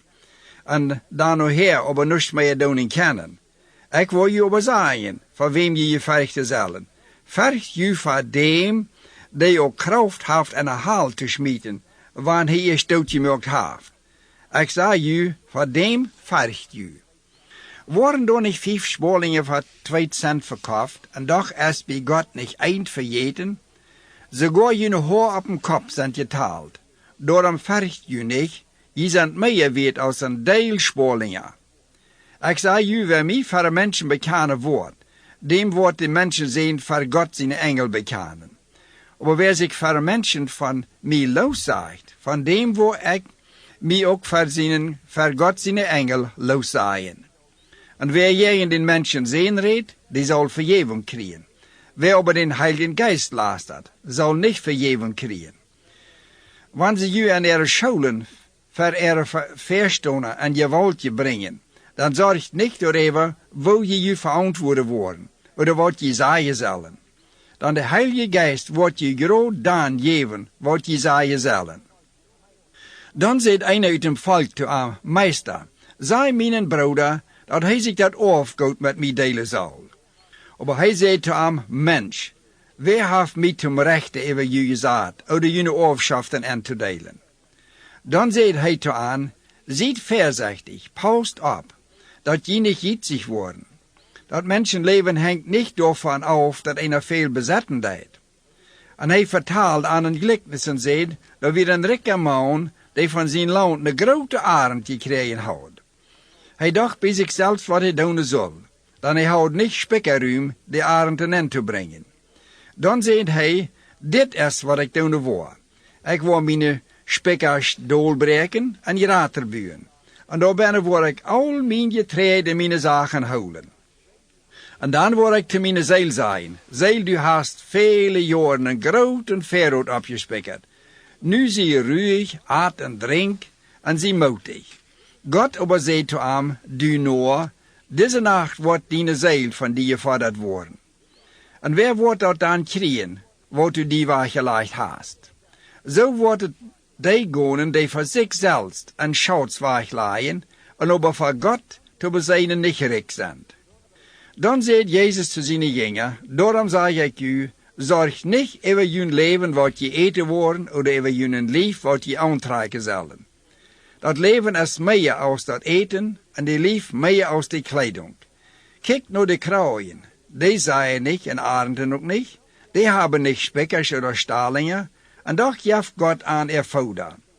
Und wo viel mehr sei je nicht wert als die Vögel. Wer kann sein Leben durch im Sorgen eine Stunde anlegen? Weil je so eine Kleinigkeit nicht vor dich bringen, warum dann über das andere sorgen? Kijkt nur die Lilje, wo die wachsen. die arbeiden niet en spannen niet, en doch zei ik u, dat Salomo in zijn Herrlichkeit nicht einmal so straum gekleed weer als eine van die. Want God dat gras op een staap zo kleiden deed, dat vandaag hier erst en morgen hem overgesmeten wordt, hoeveel meer wordt hij u dan niet kleiden? O, wo is je geloven dat zo klein? Merkt u dat niet schwer door even wat je eten en drinken zullen? Zorgt door niet even. Nou also wat trachten de heiden in deze wereld. Jun vader weet dat je dat alle brokken. Maar tracht nou dat Gottesrijk, dan wordt je dat dit bovenaan krijgen. Vergt u niet, kleine herd, dat als je vader zijn vrijheid, je dat Gottesrijk te geven. Verkeept wat je hebben en geeft ook de armen. Verschauft je Geldtauschen, die nicht oud worden. En schaut am Himmel, der niemals aufnimmt, wo de Dave nicht bekennen en de Motten nicht vreten. Dan wo jun schaut es, wordt jun hoort zijn. Ziet je kleed en reid en laat je lampen brennen, zoals mannen, die doen luren dat haar van de kaast komen zal. Dat, wanneer hij kämpt en aanklapt, zij hem dan plötzlich de deur opmerken kunnen. Dat wordt voor die dingen goed zijn, die de haar reid traf wanneer hij kämpt. Ik zei je de waarheid, dan wordt hij zich het schaalduk aanbingen en om das checken, en dan wordt hij aan bedienen. Dat wordt voor die dingen goed zijn, wanneer de haar aan reid traf, sogar wanneer hij middernacht of klok 3 's morgens komt. Maar dit moet je weten, wanneer een huis haar je wist houdt, te wonen klokkentijd de dijf komen wordt hij gewerkt hebben en niet laten in zijn huizen aanbreken. Je zal het ook reid zijn, dan de mensen zijn komt aan een klokkentijd waar je niet door met rekenen. Dan vroeg Peter haar, vertaalst u dit gelijkenis bloos te ons, oder te allen? Daarop antwoordde haar, wer is dan de truie en kluge knecht, den zijn haar aanstalt over zijn dienen te werken, en aan te rechte tijd eten te geven?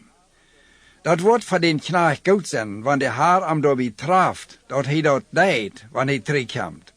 Ik zei u oprechtig, die wordt am verantwoordelijk maken voor alles wat hij bezit.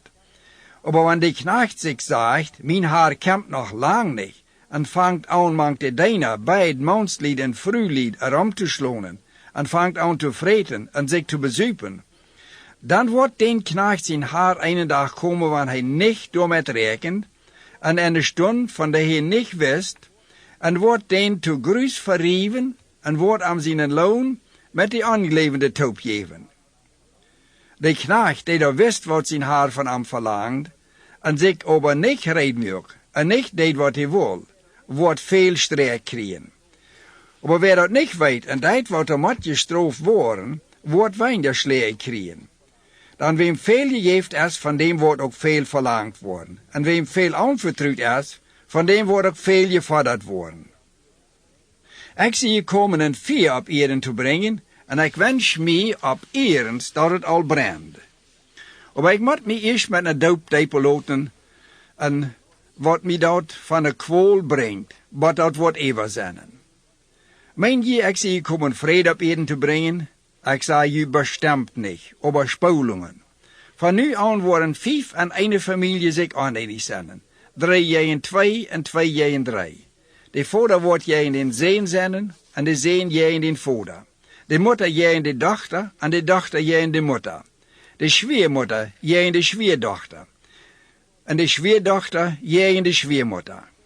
En hij zei zum volk, want je was dan zijn in de wald opkomen, zei je voort, dat wordt regenen. En dat deed ook.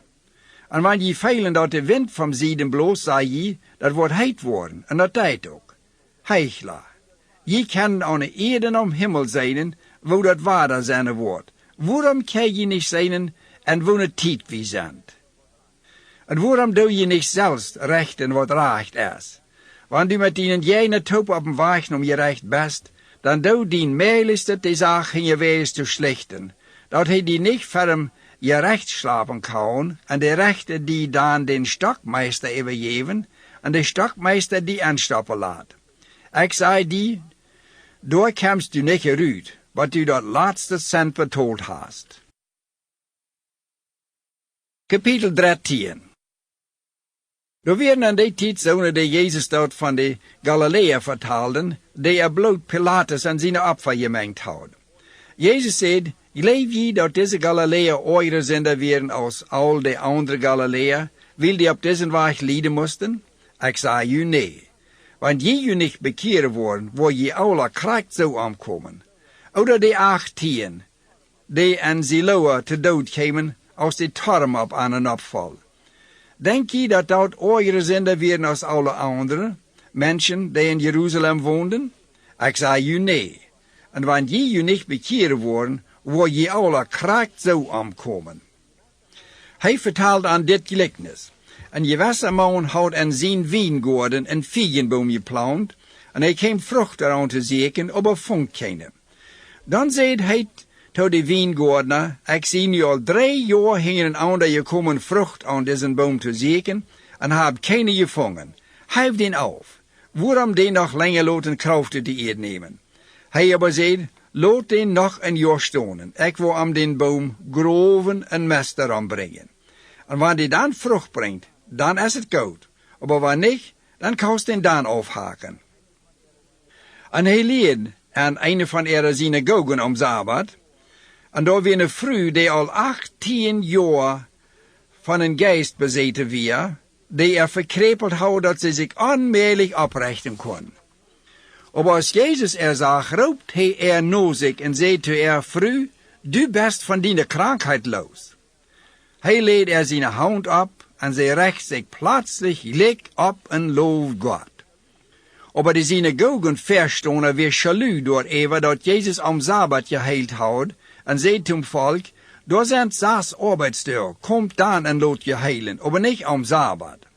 De Herr zei dan zu ihm, du Heuchler, dat nicht in jeder van u zijn as oder esel am Sabbat uit dem Stall nemen en tot drank leiden? Soll deze vrouw, oberom zijn dochter, die 18 jaar vom Sohn gebungen is, dan nicht am Sabbat von ihrer Krankheit geleist worden? En als sie dit gesagt hadden, mussten all seine Gegner sich schämen. Aber alle Menschen freiden sich, dat hij zo'n wonderwerken deed. Dan zei hij, wat is zo als dat Gottesreich? En waarmee kan ik dat vergelijken? Dat is zo als een zaamkoren, dat een man in zijn garten zaait, en dat was en wordt een grote boom, en de vogelingen om Himmel kwamen en buiden zich naast en zijn aasta. En hij zei verder, waarmee zal ik dat Gottesreich vergelijken? Dat is zo als een heefmengsel, dat een vrouw en 3 schaffel meel in den kneed, wat dat in den ganzen dieg weer. En Jezus ging der steden en dorpen en leer en geef zich op een weg naar Jeruzalem. Dan vroeg hem weer haar, zijn dat maar wijnje die door selig worden? En hij zei toe aan, streeft door nou durch die enge poorten in te gaan.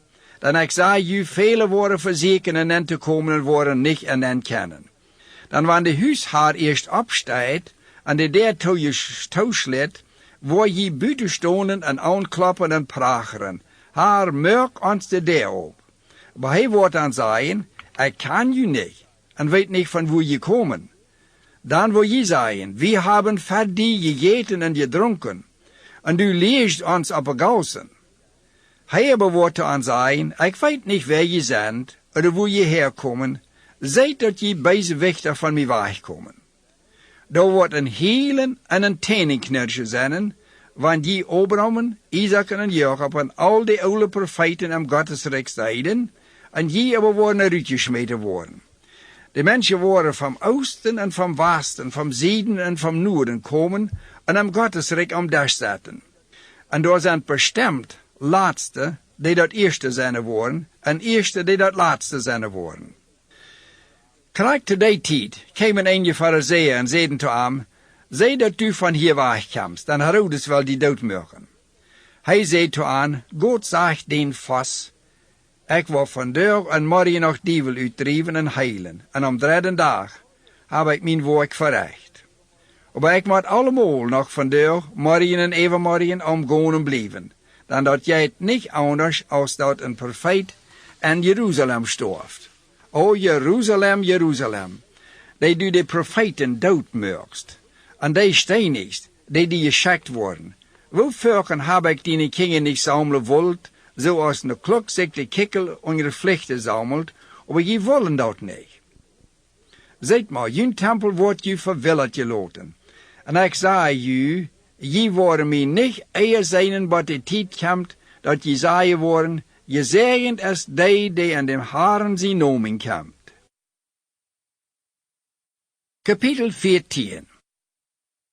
Als Jezus aan een Sabbat bij een van de verste Fariseeën am huis en ging, toen de maaltijd, paste ze genijf op wat hij deed. En verarm stond een man, die de woorden zacht had. Dan vroeg Jezus de schriftgeleerden en Fariseeën of dat recht wie om Sabbat te heilen oder niet. Maar zij zeiden niets. Dan nam Jezus een heil aan en liet hem gaan. Dan zei Jezus te aan, want van u irgendwem am Sabbat de os oder de ezel am barm val, wordt je den niet op een stede uitkriegen? En zij geven hem daarop geen antwoord. Als Jezus zag, wo die ingeladenen zich naar een ehrenplaats omdreigden, vertaalt hij aan een gelijkenis. Wanneer die weer inloopt te kast, dan zat die niet op een ehrenplaats doel. Dan dat kon zijn dat nog een vernemer als du als ingeladen worden, en dat die u bij ingeladen heeft, dan te die zeggen moet, jef deze man den plaats. En dat du die dan moet schämen. En leer je erop zetten gaan. Maar wanneer du ingeladen wordt, dan go zat die hingendol, zodat wanneer die komt die ingeladen heeft, dan te die zeggen kan, vriend, kom wieder naar veren. Dan worst du aanzien hebben bij die, met die du top om des setzt. Dan wer zich zelfs erheeft, wordt aufgesagt worden, en wer uit zichzelf erop steekt, wordt erhoven worden. Dan zegt hij ook tot dem, die aan ingeladen houdt, wanneer du een middag oder een overkost uitreden deist, dan lood niet die vriend en breder en vriendschaft aan, ook niet die rekenobers, dat die niet ook aanloden en die dat vergouden. Maar wanneer du een maaltijd uitreidt, dan lood de armen, de krepels, de lomen en de blingen aan. Dan worst du een zegen daaruit hebben. Wil die dat niet terugholen kunnen, worst du die een loon krijgen, wanneer de gerechten van dood opstonden worden. Als einer die met am des zout dit alle heert, zei die te am, je zegend als die aan Gottesrijk brood eten wordt. Dan zei Jezus te am, er weer een man die een grote ovenkost uitreidt en vele daartoe inloopt. En als het eerst tijd weer te eten, schickt hij zijn diener, die te zeggen die door ingelood werden, ze zullen komen, dat we nu alle rijden. Maar die vangen alle aan zich een om anderen te entschuldigen. De eerste zei, hij had een stuk land gekocht en hij moest gaan en dat bezijnen. Ik bid die mij te entschuldigen. Een ander zei, ik heb 5 paar ossen gekocht en ik zie op een weg gaan dit uit te proeven. Ik bid die mij te entschuldigen. Nog een ander zei, ik heb mijn vrouw gevrijd. Daarom kan ik niet komen. Dan kwam de knecht en vertaalde zijn haren dit alle. Dan wordt de huiswirt dol en zei te zijn knecht, hij zal schwind op een weg en stoutskousen gaan en de armen, lomen, krepels en blingen en inbrengen. Dan zei de knecht haar, ik deed wat u bevolst. Du hast aber nog ruim. Dan zei de haar te den knecht, go nog eruit op een hoogweg en hing de haken en tieningen en bedwing aan een end te komen, dat mijn huis vol wordt. Dan ik zei u dat niet einer van die door ingelood werden, mijn ovenkost smaken worden. Daar ging veel volk met hem met, en hij draait zich om en zei toe aan, wanneer irgendwer naar mij komt en niet zijn vader en zijn moeder, en vrouw en kinderen en broeder en zuster haust, en sogar zijn eigen leven, die kan niet mijn jinger zijn. En wer niet zijn kriets draagt en met mij komt, kan niet mijn jinger zijn. Want van u wer wordt wel een torm buien? Wordt hij zich niet eerst aanzetten en de kosten überrekenen, om te zien of hij dat ook betalen kon? Dat hij niet, wanneer hij eerst den grond gelegd had, uitvonk, dat hij die niet voor zich buien kon, en die dat zagen, dan even am spotten worden. En zeiden, des man funk aan te buien, maar kan dat niet voor zich maken. Oder worden kenig zijn, die jegen een anderen König kriegen wil, die zich niet eerst wordt doelzaten en zich dat overleggen of hij met 10.000 in dem gaan kon, die nur aan met 20.000 kwam. En waar niet, dan schickt hij den van wiedem vredensdreien entgegen, om zich te vereenigen.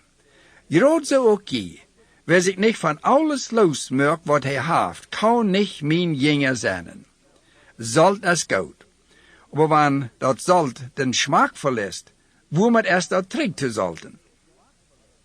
Dat is da nichts mehr wird für dat Land, auch nicht für den Mestplatz, aber wird er rütgeschmeten, und wer Ohren haft zum Horchen, dem lot hieren.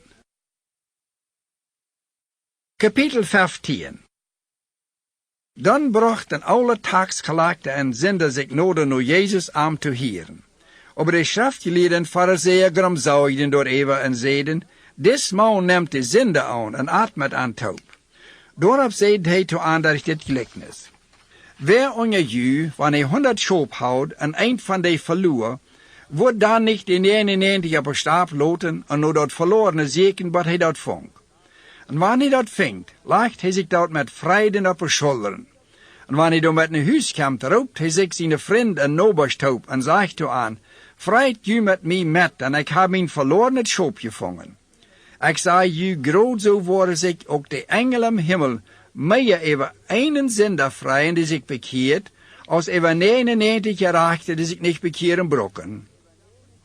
Oder wanneer früh 10 Silberstecker haft en een verlieren wordt, wordt hij niet een lamp aanstekken en dat huis uitvegen en vredig zeker wat ze dat vingen wordt? En wanneer ze dat vingt, roept ze ihre vrienden noberst op en zegt, Vreit u met mij, denn ik heb dat Silberstek gevangen dat ik verloren houd. Groot zo zei ik u, worden God zijn engel zich daartoe vrijen, want één Sünder zich bekeert. Dan zei hij ook, een gewisser man had 2 zoons. En de jongste zei te zijn vader, Vader, geef mij mijn poort vom oorfgoed dat mij treft. En hij deelt aan zijn goud aan. En dat deed ook niet lang. Dan pakt de jongste zich alles op en reist weit van huis in een vreemd land en vermagelt zijn goud der zijn wil het leven. En als hij eerst niets meer houdt, kwam de grote hongersnood in dat land en hem fehlt het aan alles. Dan ging hij en vermeed zich bij een landesberger en die schickt hem nog stap de schwien te heiden. Hij wordt zich al jaren de muur met afgeschoten gepakt hebben, die de schwien vreten, aber keiner je van die. Aber als hij te bezinnen kwam, zei hij te zichzelf, hoeveel je medearbeider heeft mijn vader, die genoeg brood en zum eeuwigen hebben, en ik moet van honger omkomen.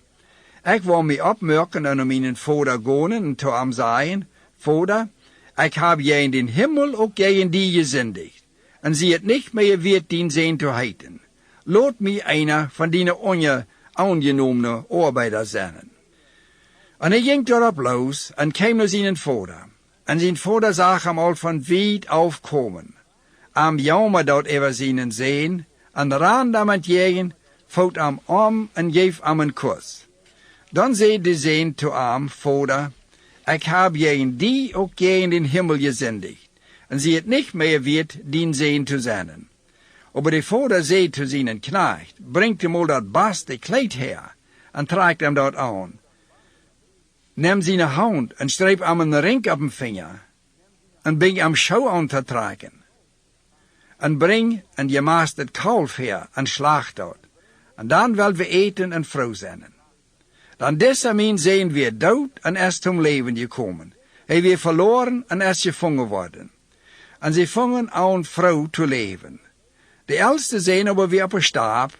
En als die noden om huis kwam en de muziek hier en zag voor ze dansten, roept hij zich een knecht aan en vroeg aan wat er verging. Die zei te hem, dien broeder is gekomen. Dien vader heeft dat mastkalf geslacht, wil hij hem gezond water heeft. Dan wie de oudste zijn dol, en wil niet in gaan. Dan ging de vader eruit en pracht aan hen te komen. De zeen aber zei te zijn vader, kijk mal, al deze jaren heb ik die gediend, en zie die niemals geen aangewast, en du hast mij niemals een bak gegeven, dat ik met mijn vriend kunnen huren dag leven. Aber sobald aus dieser dien Sehen käm, die dien Gott mit Huren vermachelt haft, hast du vor am dort Mastkalf geschlacht. Hij aber seht zu am mein Sehen, du bist immer bei mir, en alles wat ich hab, es ook dient. Dat is doch ganz am Platz, dat wir een frohen Dag vieren, dan dien Bruder weer dood en is zum Leben gekommen, die wir verloren en is gevangen. Kapitel 16. Hij zei ook zu zijn Jünger, da weer eenmaal een gewisse rijke man, die een verwalter over zijn goud houdt, en hem wordt aangemeld, dat dis man zijn goud verkwozen deed. Dan roept hij zich aan aan en zegt, wat is dit dat ik van die hier? Ja, vermoed rekening van die buurtführung, dan du kannst niet langer verwalter zijn. Dan zei de verwalter zu zich zelfs, wat zal ik doen? Dan mijn haar neemt mij mijn verwalterambt weg, groven kan ik niet, en ik schäme mij te praten. Ik weet wat ik doen wil.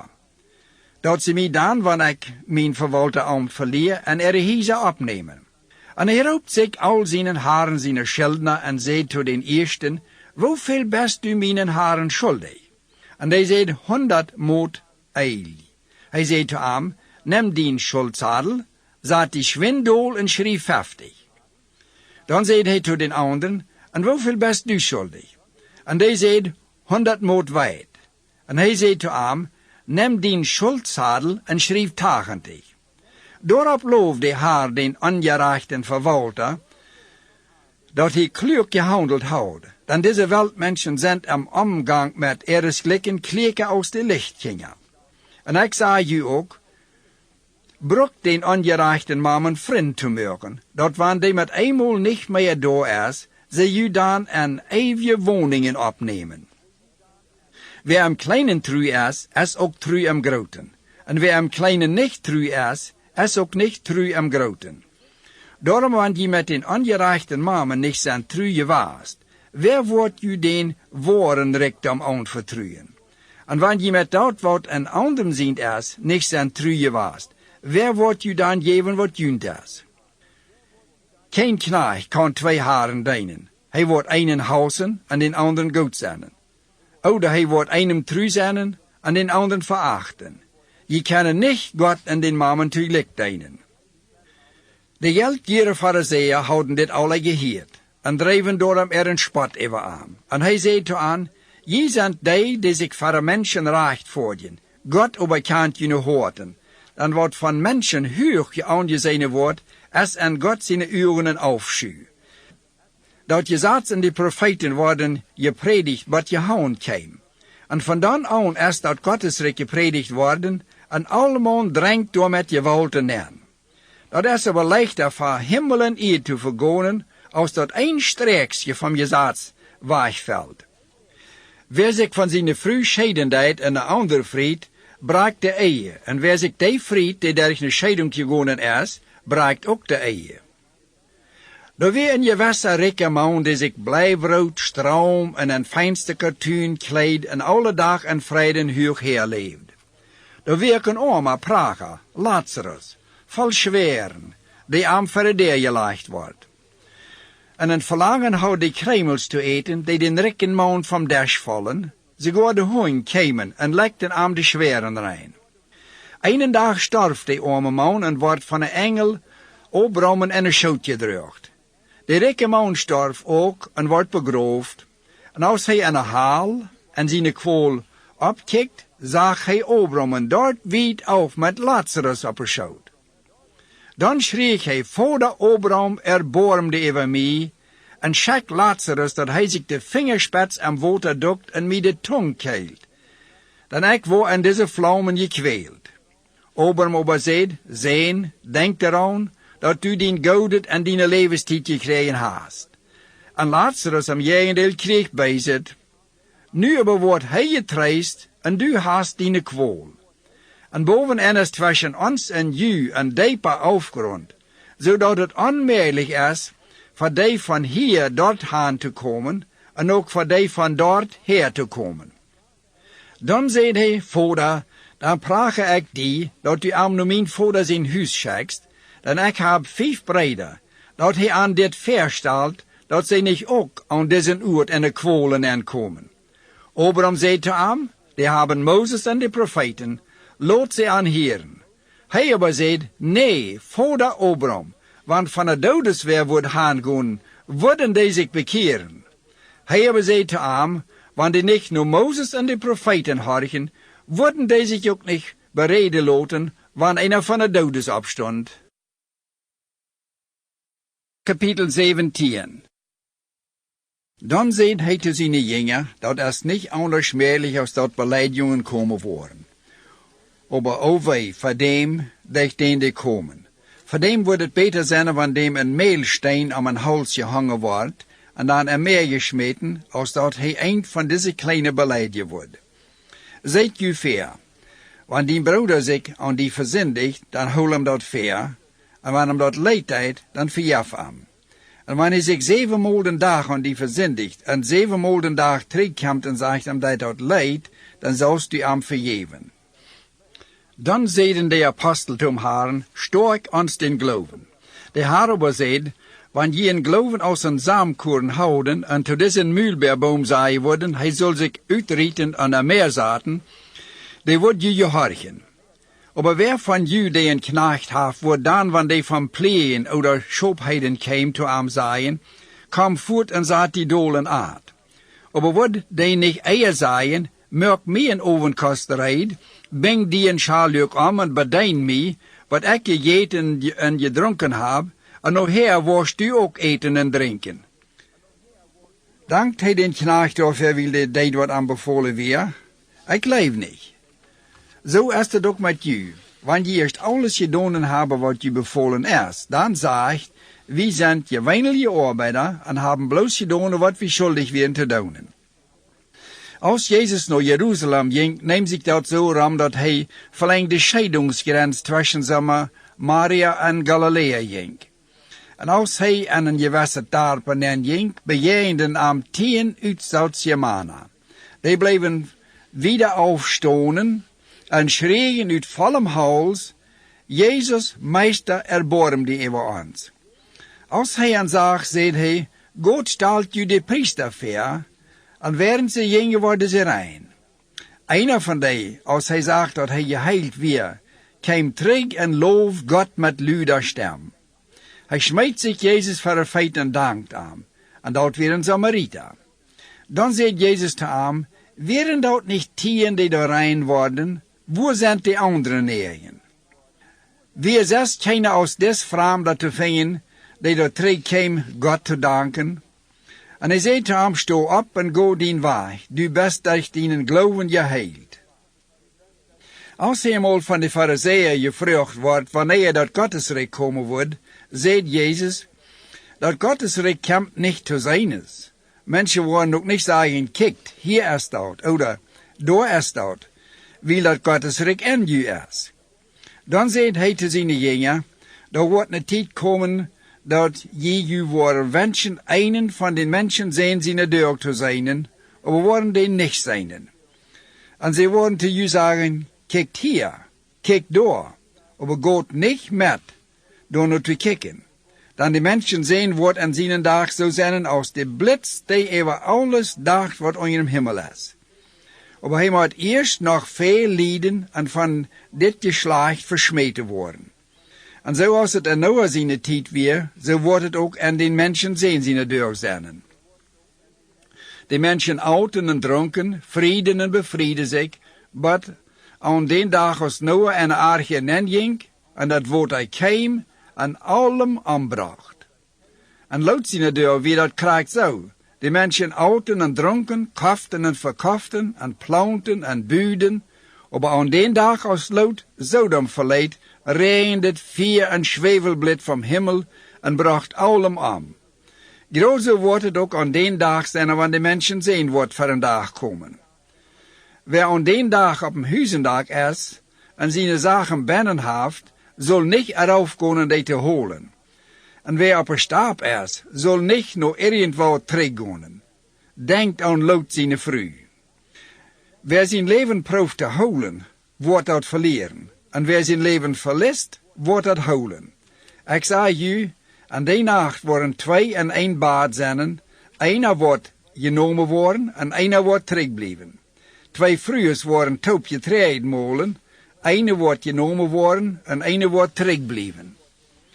2 mannen worden op een stap zijn. Einer wordt genomen worden en einer wordt terugbleven. Ze vroegen hem, Haar, wo? Hij zei toe aan, wo een dode karper is, sammelen zich de odler. Kapitel 18. Jezus zei zijn Jünger durch een Gleichnis, dat ze immer beten zullen en niet moedloos worden. Hij zei, en de gewisse staat wie een rechter gewas, die Gott niet vergt en mensen niet geacht houdt. Da wie ook een weetvrouw in die staat, die immer waarden nur am keim en prachen, dat hij zal helpen van een jener los te komen. Hij liet zich lang kreuren, aber zei schließlich zu sich selbst, wann ik Gott ook niet vergt en mensen niet acht.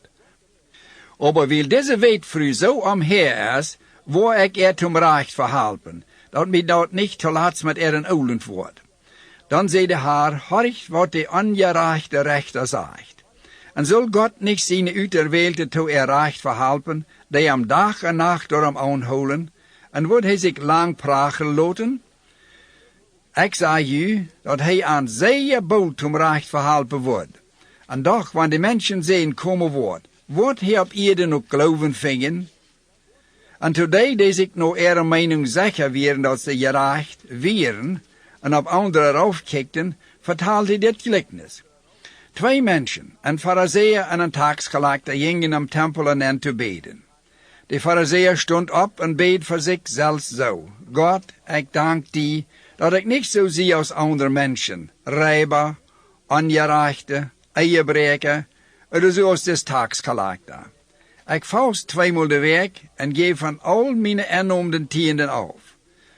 Aber der taksgeleggter stond wieder auf en wil niet eenmaal om Himmel kijken. Aber schlug sich op de borst en zei, Gott, erbarm die over mij Sünder. En ik zei u dat dis man, en niet jana, ver Gott gerecht voor dich naar huis ging. Dan wer zich selbst erheeft, wordt aufgesagt worden. Aber wer sich selbst aufsticht, wordt erhoven worden. Dan brachten ze ook kleine kinderen naar aan, dat hij aan de heng opleggen zal. Aber als de Jünger dat zagen, die schulden door even. Aber Jesus roept zich die en zegt, laat die kleine kinderen naar mij komen, en verbeet aan dat niet. Dan zo'n groot geheert dat Gottesrijk. Ik zeg u waarhaftig, wer dat Gottesrijk niet zo aanneemt als een kleine kind, wordt door niet in komen. En je was er verstoner vroeg aan, goede meester, wat moet ik doen om dat eeuwige leven te oefenen? Daarop zei Jezus te hem, waarom nannst du mij goed? Du is bloos einer, der goed is, en dat is God. Du bist met de geboten bekend. Du sollst nicht Ehe breken, du sollst nicht doodmerken, du sollst nicht stehlen, du sollst nicht falsche Zeugnis geben, du sollst Vater en Mutter ehren. En hij zei, dat heb ik van jong op alle gehouden. Als Jezus dit hier zei, hij te hem, die fehlt nog einerlei. Verkeep alles wat u hast en jeft de armen dood, dan wirst du een Schatz im Himmel haben, en dan kom het mij met. Dit te horen maakt hem zeer treurig, dan hij weer rijk. Als Jezus zegt dat hem dat zo treurig maakt, zei hij, wo schwer is het toch voor de rijke en Gottesrijk te komen. Dan dat is leichter van een kameel der genotel te gaan, als voor een rijke mens am Himmelrijk te komen. En die dat heden zeiden dan, wer kan dan selig worden? Hij aber zei, wat voor mensen onmöglich is voor God möglich. Dan zei Peter, kijk, wir haben alles verloren en zijn met die metgekomen. Daarop zei hij te aan, ik zeg u waarhaftig, er is niet einer, die am Gottesrijks halven huis, Eltern, Brüder oder vrouw oder Kinder verloren heeft, die dat niet al in dit leven terugkrijgen wordt, en in de komende wereld dat eeuwige leven. Dan neemt hij de 12 te zien en zei te aan, kijk, we gaan nu naar Jeruzalem, dan wordt alles zo ramkomen als de profeet van den mensen zijn geschreven hebben. Dan hij wordt de heiden en de heen gegeven worden, die worden aan mishandelen, verspotten en bespien. Die worden am verheven en doodmurken. En den dritten dag wordt hij weer opstonden. Zij aber verstonden daarvan niet. Zij kwamen niet doorheen wat hij zei en wisten niet van wat hij reed. Dan neem zich dat zo aan, als hij nodig naar Jericho kwam, zat een blinde man am weg en pragen. En als hij dat volk hier voorbijgingen, vroeg hij wat dat bedeed. Dan zeiden zij aan dat Jezus van Nazareth daar voorbij ging. En hij schreef, Jezus, du dooft zien zijn, erbarm die over mij. Die daar voorop gingen, drijfden aan en zeiden, hij zal stil zijn. Maar hij schreef bloos zoveel dollar, dooft zien zijn, erbarm die over mij. Dan stond Jezus stil en zei, ze zullen hem aanbrengen. En als hij eerst nodig kwam, vroeg hij hem, wat wist u dat ik die doen zal? En hij zei haar, ik wil ware zijnen kennen. Dan zei Jezus te hem, du zoudt zijnen, dien geloven heeft die geholpen. En hij kon plaatselijk zijnen en ging met hem met en dankt God. En alle mensen die dat zagen, loofden God. Kapitel 19. Jezus ging in Jericho in en ging der gestad.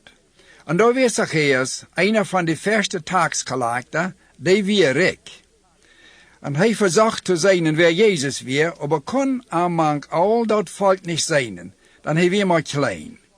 Hij aber ran voorop en steeg op een muilbeerbomen op, om te zijn, dan daar zal hij voorbij komen. En als Jezus wat door kwam, kijkt hij op en zag hem door en zei, Zacchaeus, kom schwind eraf, ik moet vandaar nog bij die am huizen aankomen. Zo spoot hij zich dat hij eraf kwam en neem hem met vreden op. Aber als de anderen dat zagen, gromzooide zij door even en zeiden, hij is nu een zinder te gast gegaan. Dan stond Zacchaeus op en zei zum Herrn, Herr, kijk mal, ik word de helft van mijn haben goed de armen geven, en wanneer ik irgendwem wat ongerecht aufgenomen heb, dat word ik 4-maal zoveel terugtolen. En Jezus zei te hem, vandaag heeft God zich die met familie taub aangenomen, wil die ook Abraham zijn best. Dan de mensen zijn als gekomen, die te zieken en selig te maken, die verloren zijn. En während zij nu dit horchten, vertaalde hij aan voort nog een gelijkenis, wil hij dicht bij Jeruzalem weer, en wil ze dachten dat het Gottesrijk op een stad komen wordt. Hij zei toe aan, een odelman reist en een land wijd af, om een koninkrijk voor zich te krijgen en dan terugkomen. En hij roept zich 10 diener en geeft aan een som geld en zegt ze zullen door met geschäften drijven, wat hij komen wordt. Zijn burger oberhausten am en scheckten am norecht en leiten am zeggen, wie willen niet dat deze over ons herrschen zal. En als hij zijn recht gekregen had en terugkwam, verlangt hij zijn diener voor zich te komen, die hij dat geld gegeven had om uit te vangen, wat een ieder der zijn handen gewonnen had. Dan kwam de eerste ver en zei haar, die geld heeft 10-maal zoveel gewonnen. En hij zei te hem, hast goed gedaan, goede knecht. Wil du even dat kleine best truje was, zoust du even 10 steden te je beiden hebben. Dan kwam de tweede en zei haar, die geld heeft 5-maal zoveel gewonnen. Hij zei te hem, groot zo. En du zoust even 5 steden zijn. En een andere kwam en zei haar, hier is die geld. Ik hield dat am snappelduk en leed dat weg. Ik vergt wie voor die wil du een harde man best. Du nimmst, wo du niet aangelegd hast, en arends wo du niet gezegd hast. En hij zei te hem, ik recht die daugen niks met die ene wierd.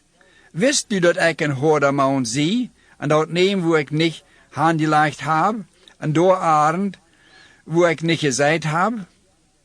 Waarom leedst du mijn geld dan niet in de bank, dat ik dat met interest kon ingeklaagd hebben als ik kwam? En hij zei tot die door omstonden, neemt hem dat geld weg en geeft dem dat die 10 heeft. Zij aber zeiden te hem, haar, die heeft al 10. Hij aber zei te hem, ik zeg u, wer dat heeft, dem wordt gegeven worden, en wer dat niet heeft, van dem wordt nog dat genomen worden wat hij heeft. Aber meine Fiend, die nicht haben wollen, dat ik even aan herrschen soll, bringt die her en maakt die voor mij dood. En als hij dit eerst gezegd had, ging hij wieder naar Jeruzalem op toe. En als hij naar Bethphage en Bethanien om Eiliborg kwam, schickt hij 2 van zijn jengeren en zei toe aan, Goed naar dat dorp voor u, en wanneer je daar gaan, waar je door een jaarling uitgebogen vingen, op dat nog niemals weer gezeten heeft. Lees dat los en brengt dat her. En wanneer je weer vraagt waarom je dat loslezen, zegt de arm, wie de meester dat brokken wil. Dan gingen die geschickt worden, haan en troffen, dat door kracht zo aan als aan wie gezegd worden. En als ze dat jaarling loslezen, vroeg de eigendemer aan, waarom ze dat jaarling losleesden. En zij zeiden, de haar wil dat brokken. Dan brachten zij dat naar Jezus, en zij spreidden ihre kleider over dat jaarling, en zaden Jezus door een op. En als hij wieder reed, leidden zij ihre kleider op een weg. En als hij dan nodig kwam en van Eilborg eraf reed, vond de grote jengerschar en ihre vrijheid aan met luider stem God te danken, voor al die wonderwerken die ze gezien houden. Zij zeiden, gezegend is de König die am Herrn zijn nomen kan. Am Himmel is vrede, en herrlichkeit boven am höchsten Himmel. Welke Pharisäer uit dem volk zeiden te hem, Lehrer, beschwicht die Jünger. Hij zei te aan, ik zeg u, want deze woorden stil zijn, worden de steinen schreien. Als hij dichtbij kwam en de stad zag, hield hij over de inwoner en zei, want du doch weinst nu en deze diene tijd gezien houdst, wat die vrede brengen kon. Nu aber kannst du dat nicht zijn. Dan die tijd wordt komen dat die vriend om die en die kinderen ne woonbuur worden en die van alle zijden inhamen dat die nog niet aankost. En die worden die en die kinderen binnen die weng en de eden en klungen. En worden en die niet een steen op een ander loten, wil die dat niet morgens als de haar naar die kwam. Dan ging hij am tempel in en vong aan die eruit te jeuren, die daar binnen koften en verkoften. En zei toe aan, dat staat geschreven, mijn huis zal een bedhuis zijn, je aber hebben daaruit een rijbeheel gemaakt. En hij leed alle dag am tempel. Aber de hoge priester en schriftgeleerden en de verneemste am volk zochten naar een weg om te brengen. Dat weer van over onmiddellijk te doen, dan allemaal hangt aan en willen heren wat hij zegt. Kapitel 20. Nu trotz dat een dag als hij de mensen am tempel leed en dat Evangelium predikt, dat de hoge priester en de schriftgeleerden met de ältesten top verarm kwamen en zeiden te hem, zei ons wo du de kracht her hast te doen wat du deist. Oder wer geeft die dat recht daartoe? Aber hij antwoordt en zei te aan, ik wil je ook einerlei vragen, zegt mij. Wie je houden zijn depen vom Himmel oder von Menschen? En zij roodschleuden onder zichzelf en zeiden, waar we zeggen de weer vom Himmel, dan wordt hij zeggen, waarom gelooft je aan dan niet? Aber wann we zeggen von Menschen, dan wordt al het volk ons stenen, da ze stonen alle erop dat je houden profeet weer. Zo zeiden zij, we weten niet wo de Heer weer. Dan zei Jezus te aan, dan zei ik je ook niet, wo ik dat recht her heb, deze ding te doen. Dan vond hij aan die mensen dit gelijkenis te vertalen. Een gewisser man plant een wijngaarden, en verpacht den aan wijngaardenaar, en voer op een lange stoot naar een ander land.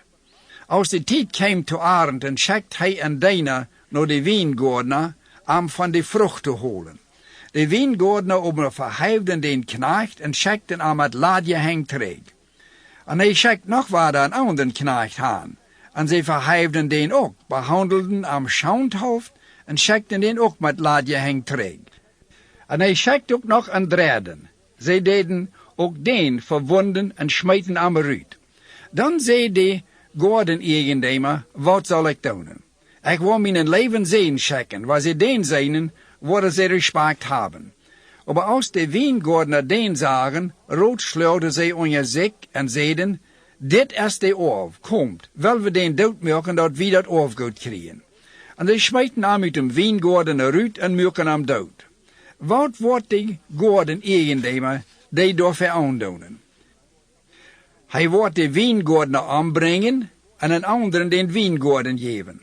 En als ze dat hielden, zeiden zij, aber doch niet dat. En hij kijkt aan en zei, wat is dit dan dat geschreven staat? De steen den de buurlied niet willen, is de aaksteen geworden. Wie immer op den steinen opvalt, wordt zich alles twee breken. En op wem de steinen opvalt, dem wordt hij te gruis verrieven.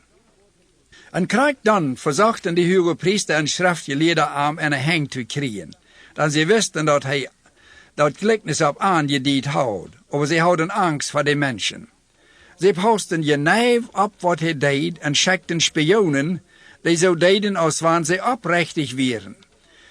Die rekenden aan faust te krijgen, dat irgendwo tot hij zeggen wordt, en dat ze aan dan de regeringsgewalten en een hang geven konden. En ze vroegen hem zo, leraar, we weten dat u de waarheid reedst en leest. Du maakt geen onderscheid en tragst geen ver. Du leest God zijn werk zoals het waarhaftig is. Is het voor ons recht om keizer tags te tolen oder niet? Hij aber maakt last en zei toe aan, waarom verzeek je mij? Wees mir mal een zelfverstek. Wem zijn gezegd, een inschrift, haft dat? Zij zeiden den keizer zijn. Hij zei toe aan, dan geeft den keizer wat den keizer zijn is, en geeft God wat zijn is. Aber zij kunnen arm en zijn weer door verre mensen niet vastkrijgen. Zij wonderden zich over zijn antwoord en weer stil. Dan kwam een waaltje van de Sadduceeën, die niet eraan geloven dat die doden opstonden worden, en vroegen aan, leraar. En Mozes zijn schrift zegt het, wanneer een man zijn broeder storft en de vrouw aber niet kinderen hingelaat, dan zal de man de weetvrouw vrieën, en dan zijn broeder zijn steed kinderen met hebben. Nu waren door 7 brüder. De eerste vriend de vrouw en starf ohne kinderen. Dan vriend de tweede en starf ook ohne kinderen.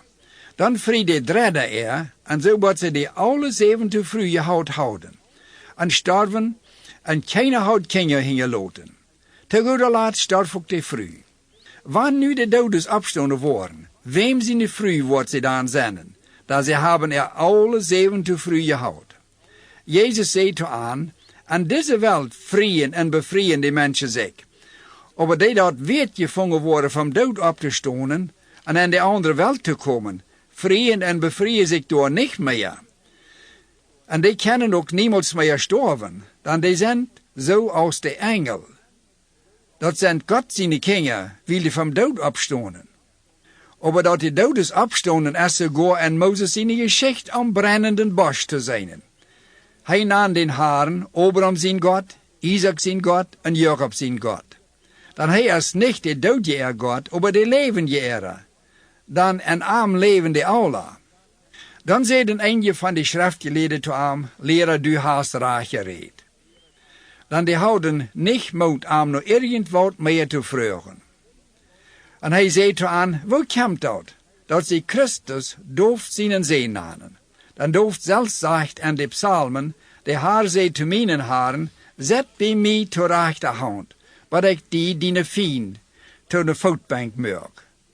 Daarom dan dooft aan zijn haren. Wo is hij dan zijn zeen? Dan zei Jezus te zijn jongen, zodat alle mensen aan hielden. Zijt u ver voor de schriftgeleerden, de jaren en lange kleider erom en op een marktplaats willen begereisd worden, en jaren de baasten zetplaats in de synagogen en op ihre fastelijkheden hebben, die de weetvruus uit ihre huizen vreten, werden ze vergeven lange gebeden voor aan te beden, die worden door ver zoveel zwaarder verdaumd worden. Kapitel 21. Als Jezus opkeek, zag hij de rikke ihre goven in de tempelkousen inlaaien. Hij zag ook wo een arme weetvrouw 2 koppers inleed. Hij zei, ik zei u de waarheid, deze arme weetvrouw heeft meer ingelegd als de andere alle toe. Dan die hebben alle uit ihren overvloed in Gottes kousen gelegd, deze oberhaft en ihre armoed alles gegeven wat ze zum leven houden. Dan als een je om daarop opmerkzaam maken, wo de tempel met fijne stenen en God gewijde goven geziet weer, zei hij, wat dat aanbelangt, wat je hier zijn, da wordt een tijd komen dat hier niet één steen op een anderen blijven wordt. Die worden alle doorgebroken worden. Zij vroegen hem zo, leraar, zei ons wanneer dat passeren zal. En wat wordt door voor een teken zijn, waaraan we zien kunnen dat die tijd hier is. En hij zei, pas op dat je niet verveerd worden. Er worden veel in mijn namen komen en vergeven ik te zijn. Dan is de tijd dichtbij, maar laat je niet metrieten. En wanneer je van krijg en oproeren, verg je niet. Dit moet allereerst passeren, waar het een kamp nog niet voert. Een volk wordt jij in het andere opstonden, een eindelijk jij in het andere. En er wordt op verschillende steden grote aardbeben, een hongersnood en pestilent zijn. En om hemel wordt schrakeljet en grote tekens te zijn. Maar eer dit alle passeren wordt, worden ze zich aan u vergrijpen en u noodstonen. U verder in de gogen gerecht brengen en vastnemen, en worden u aan mijn nomen in het halven verkennen en harscher stalen. Maar dat wordt voor u een gelegenheid zijn u een getuigenis te geven. Zorgt niet om voor u te reven, wil je u verantwoorden worden. Dan ik wil u met weet en wijsheid verzorgen, wo jegen jullie jenen niet worden reden oder stonen kennen. Je worden van jullie elderen, breder, vriend en vriendschap verroden worden. En die worden u, wat je van je dood maken. En je worden aan mijn nomen zien het houden van allem je houst worden. Maar je zal niet één hoor van kop vallen. Want je standhaft blijven, waar je jullie zeilen gewinnen. Wanneer je Jeruzalem worden van armeeën belegerd zijn, dan zal je weten dat het bouwd wordt aan de grond gebracht worden. Dan laat die in Judea zijn en de boeien en vliegen. En laat die midden in de stad zijn eruit komen. En laat die op het land zijn niet in de steden komen. Dan in deze deur wordt raag geëifd worden, dat alles zo erom komt als geschreven staat. Maar weeën voor die in die tijd een kind aan hun hoorten dragen, en voor die eend aan de borst hebben. Dan wordt in die tijd grote nood op aarde zijn, en een strafgerecht over dit volk komen. En die worden dergem schweerd faulen, en van alle volken vastgenomen en weggeveerd worden. En de heiden worden Jeruzalem onder feit hebben, wat de tijd wordt aufgeraand zijn. En aan de zon, maan en sterren worden tekens zijn. En op aarde worden de mensen uit angst voor dat roerende meer en de tobende walen zorgen. En wanneer de hemelskrachten zich schadder worden, wordt de mensen in ihre angst het hoort verzaaien, waar ze daaraan denken, wat over deze wereld komen zal. En daar worden ze den mensen zien op een wolk en grote kracht en heerlijkheid komen zijn.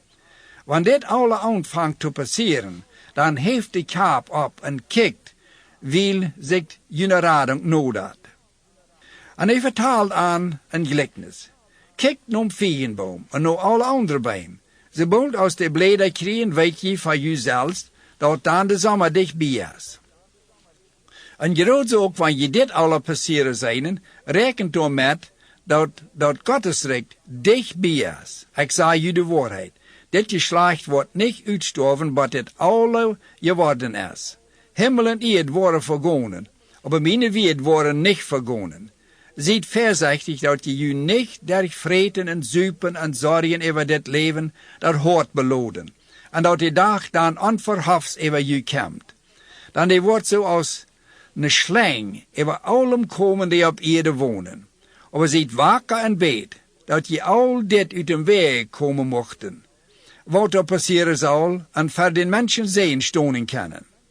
Overdag leed hij am tempel, op het zoveel ging hij op een eilborg en bracht door de nacht toe.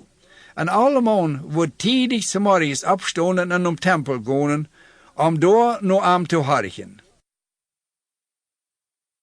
Kapitel 22. De tijd voor dat zeitbroodvast, dat is oosteren nodig zich. En de hoge priester en schriftgeleerden zochten nun waar Jezus dood te maken, en ze vergden zich over voor dat volk. Dan voer Soton en Judas Iscariot in, een van de 12. En die ging dan naar den hoge priester en de tempelwachter zich met aan te eenigen, wo hij aan Jezus verroden kon. Die vreiden zich daartoe en weer een reed aan geld te geven. Hij versprook aan dat en luurde naar de gelegenheid Jezus zo aan te verroden dat het volk dat niet antwoordt. Dan kwam de zeetbrooddag aan den dat Oosterlam moest geslacht worden. Jezus schickt Peter en Johannes en zei ze zullen gaan en vooraan reedmerken dat Oosterlam te eten. Zij zeiden te hem, waar zal we dat kunnen reedmerken? Hij zei, want je in een stad en nen gaan, waar je een man trafen die een krukwater draagt, gaat am heen naar dat huis en dat die en gaat. En zegt to dem die dat huis eigent, de meester laat die vragen, waar is die gaasstoof en die ik met mijn jongen dat Oosterlam eten kan? Dan wordt hij een grote bovenstoof met uitgepolsterde meubelen wezen en daar merkt dat reed. En ze gingen gaan en troffen dat alle kracht zo als aan dat we gezegd worden en ze merken door reed te oosteren. En als de stond kwam, zat hij en zijn jongen zich om dersch en hij zei te aan, ik heb op ernst een verlangen gehad met u top dat Oosterlam te eten, eer ik lijden moet. Dan ik zei u, ik word dat niet waarder eten, maar dat in Gottesrijk werkelijkheid geworden is. Dan neemt hij dat koffel en dankt daarvoor en zegt, neemt dat en deelt u dat in. Dan ik zei u, ik word van de wijndruivenvrucht niet meer drinken, maar dat Gottesrijk komen wordt. En dan neemt hij brood, dankt daarvoor en breekt dat en geeft van dat en zegt, dit is mijn lief, die van u gegeven wordt. Doe dit om aan mij te denken. Groot zo neemt hij, no overkast ook dat koffel en zegt, dit koffel is de nieuwe bund en mijn bloed, dat voor u vergoten wordt. Doch, kijk, mijn verroder heeft zijn hand bij mij op een dash. De mensen zijn wordt bestemd zo gaan als er aanbesloten is. Aber wij den mens, den hij verroden wordt. Dan vangen ze aan zich aan een ander te vragen, wer van aan dat doen wordt. Aber ze vangen ook aan zich door even te zanken, wer aan je aan zal als de raadste aangezien worden. En Jezus zei te aan, en deze wereld herrschen de knieën, en worden bij genodiende haren genaamd. Bij u aber zal dat anders zijn. Wer aan je de raadste is, zal zo zijn als de jongste. En de verneemste, zoals de dijna. Dan wer is rater? Die om dash zet, oder die bedient? Is het niet die om dash zet? En doch zie ik mank u als die door dient. Je aber zijn het die mij en mijn verzekeringen bijstonden. En zoals mijn vader een koninkrijk op mij vermerkt heeft, zo vermerk ik ook eind op u. Dat je en mijn koninkrijk met mij top om dash eten en drinken kunnen, en op een troon zetten over de 12 stam Israël te rechten. En de Heer zei, Simon, Simon, maak die dit. Zo toen heeft door hem aangehouden, je zoals wijd over een zeef te schikken. Maar ik heb voor die gebed, dat u die geloven niet verliezen mocht. En wanneer u strikt naar mij gekomen bent, dan stoor ik die breder. Hij aber zei te hem, Heer, ik zie reed met die in het gevangenis en om dood te gaan. Dan zei Jezus, Peter, ik zei die, eer de hoon van de Samariërs krijgen wordt, worst u dat al 3 maal verloren hebben dat u mij kanst. En hij zei toe aan, wanneer ik u ohne tausch, ohne zaak en ohne show eruit schickt, haft u dat mal aan wat je veelt? Zij zeiden, niemals. Dan zei hij toe aan, nu aber, wenn geld tauscht haft, dem laat nemen. En zo ook wer een zaak haft. En wer niet een schwert haft, zal zijn kleed verkepen en een schwert kepen. Dan ik zei u, met mij moet het nog zo ramkomen als van mij geschreven staat. Hij wordt aangezien als een verbreker. Dat wordt zich alle zo ramnemen als van mij geschreven staat. Dan zeiden ze, Heer, kijk, hier zijn 2 schwerter. En hij zei toe aan, dat reikt touw. En als hij eruit kwam, ging hij zoals gewöhnlich naar Eilboy en zijn jongen kwamen met doorhaan. En als hij doorhaan kwam, zei hij toe aan, beet dat je niet aan verzekeringen geraden. Hij trok zich van aan ongeveer, zo wie träg als einer een steen schmieden kan, kneed zich haan en beet. En zei, Vader, wanneer u dat zo wist, dan neem dit liedenskoffel van mij. Maar dat zal niet zo worden als ik wil, maar zo als du wist. Dan kwam een engel vom Himmel en storkte hem. En aan zijn dodesangst beet hij nog ernstiger. Zijn zweet wordt zo als grote bloeddreppen die op de eerd vallen. Als hij van gebed opstond en naar zijn jongen kwam, werden die aan ihrem truhe aangeslopen. Dan zei hij te aan, waarom sloop je? Stoot op en beet, dat je niet aan verzekeringen komen. En während hij nog reed, kwam een zwit manna, en een van de 12, den ze Judas naamden, ging voorop naar Jezus op toe, om een kus te geven. Jezus aber zei te hem, Judas, verroodst du den mensen zijn met een kus? Als die am zagen wat passeren wordt, zeiden die te hem, Haar, zal wie met hem schwert maak hebben? En een van aan heeft den hoge priester zijn knecht eind, en had hem dat rechte oor afgesneden. Jezus aber zei, laat aan doen wat ze willen. En hij neemt den man zijn oor en heilde hem. Dan zei Jezus tot de hoge priester en tempelverstoner en ältesten, die nu aan gekomen waren, moest je met schwerter en knappels komen, zoals wanneer je dat met een rijber te doen hebben? Als ik dergelijk bij u am tempel weer, heb je mij niet proeft vast te nemen. Maar dit is jullie tijd, en de diestenis haarst. Als ze hem am eerst vastgenomen houden, gingen ze met hem weg en brachten hem naar den hoge priester zijn huis. Peter ging wijd auf hieraan. Als ze zich midden op hem hof en 4 aangesteckten en door erom stonden, zag Peter ook mank aan. Dan kwam een dienstmerker en zag aan hem 4 zitten. Zij kijkt hem direct aan en zei, dis man weer ook met hem. Hij aber verlucht uit en zei, Vrouw, ik kan dem überhaupt niet. Om een stootje wieder zag hem nog weer en zei, du bist ook einer van aan. Peter aber zei, Mensch, dat zie ik niet. Dan ongeveer om een stund zei nog weer, ik weet je wist dat deze ook met hem weer, dan hij is in Galilea. Peter aber zei, Mensch, ik weet niet van wat u redst. En plötzlich, während hij nog reed, kreide hoon.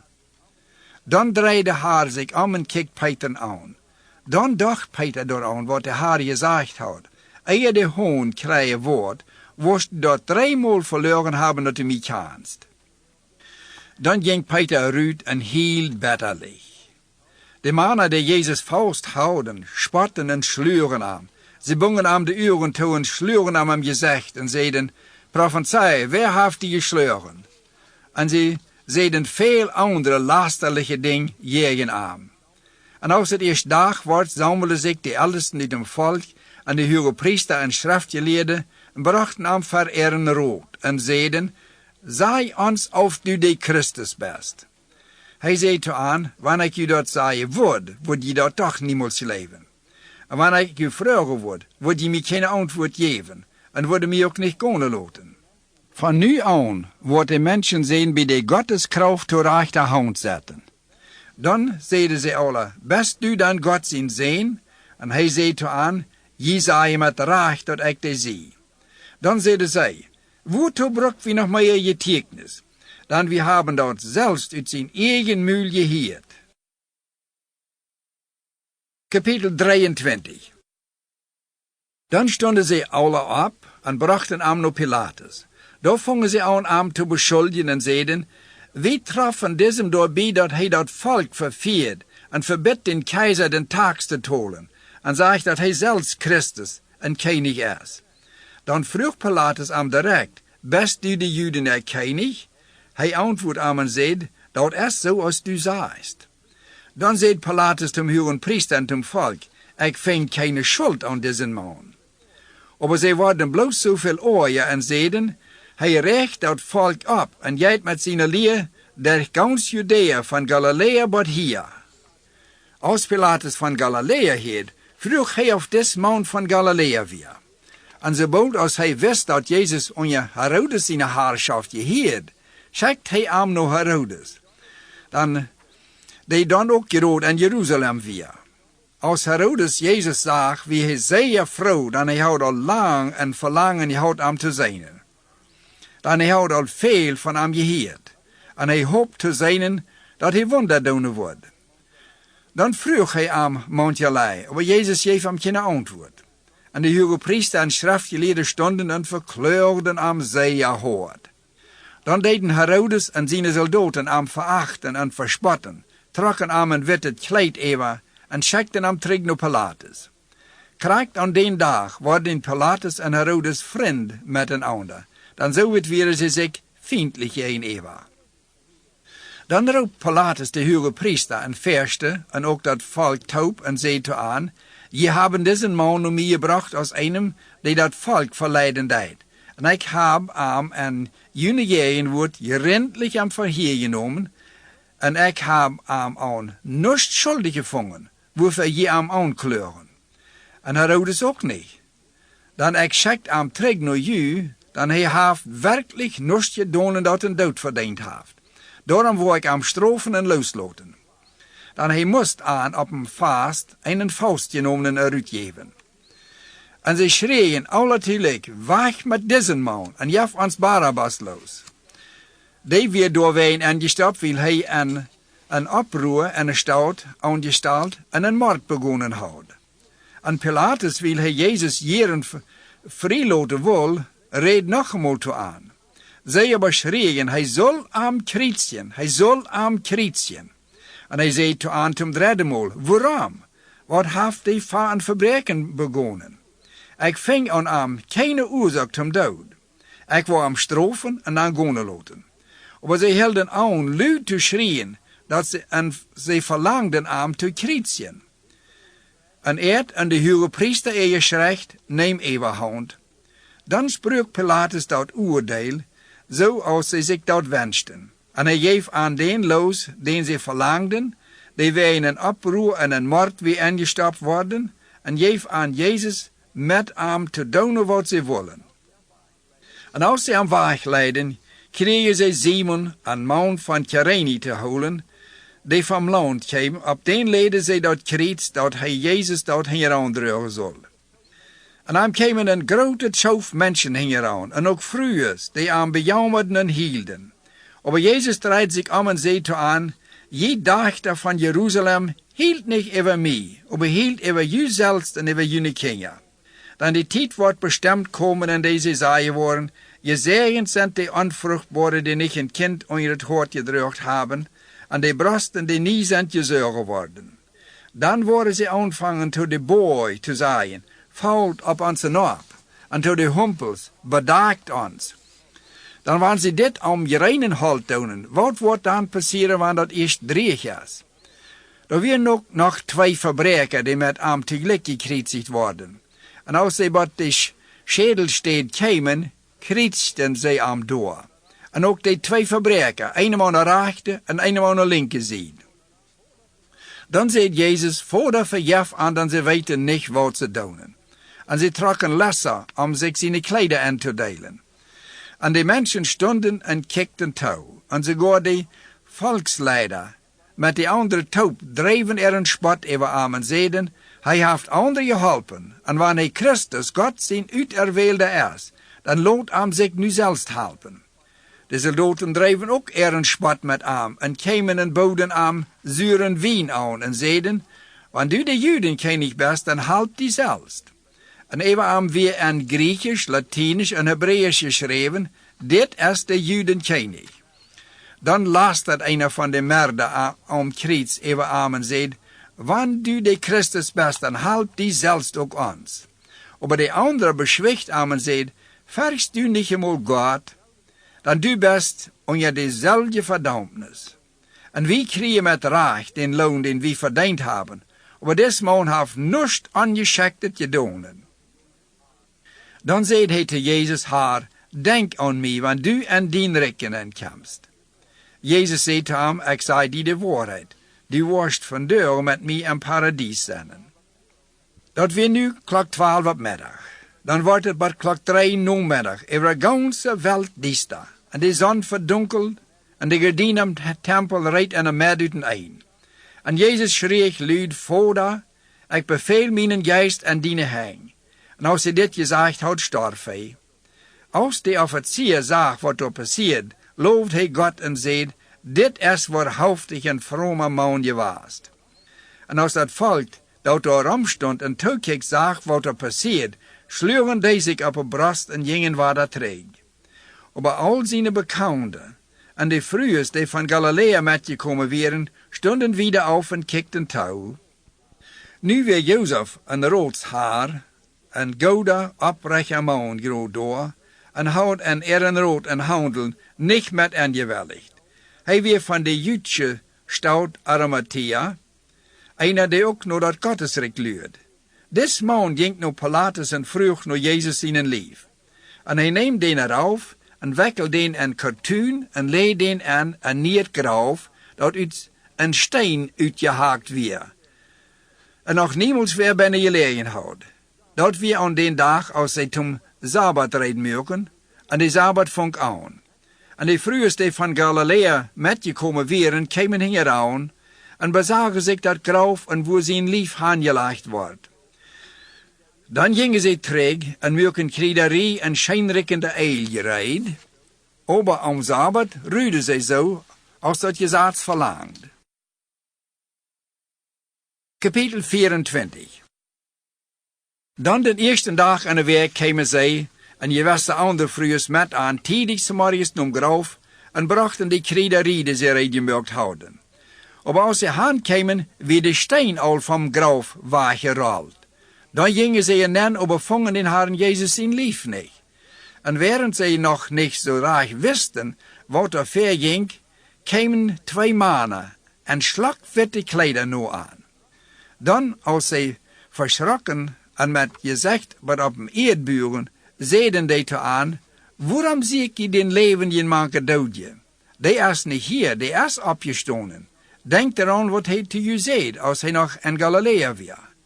Als hij zei, de mensen zijn moet de zinde en hen gegeven en gekreuzigd worden en om derde dag opstonden. Dan dachten zij aan zijn weerd. Dan gingen ze terug van graf en vertaalden dat de 11 en al de anderen. Dat waren Marie Magdalena en Johanna en Marie, Jacob zijn moeder, en nog anderen met aan, die de apostel dat vertaalden. Zij behielden dat verlaat weerd ohne mening en geloofden dat niet. Aber Peter stond op en random graf, bekt zich door een en zag door 6 nust aus de kartuinlurkers liggen. Hij ging ervan en wundert zich wat passiert weer. Nu hoort, 2 van hen waren groot den dag op een weg naar Emmaus. En daar op ongeveer 7 mijl van Jeruzalem. En zij onderhielden zich onder een ander van al dat wat passiert weer.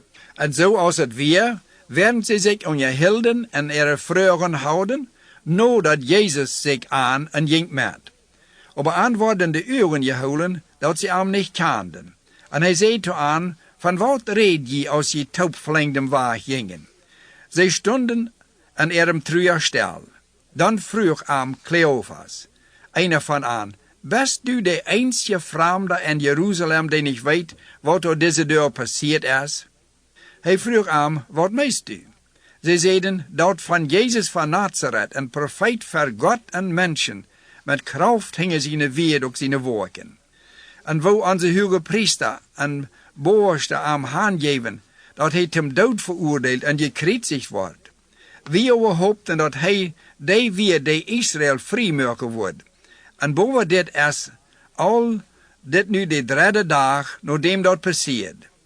En dan ook nog hebben welke van onze Frühers ons verschrokken, die tätig beim graf waren en zijn lief aber niet vongen.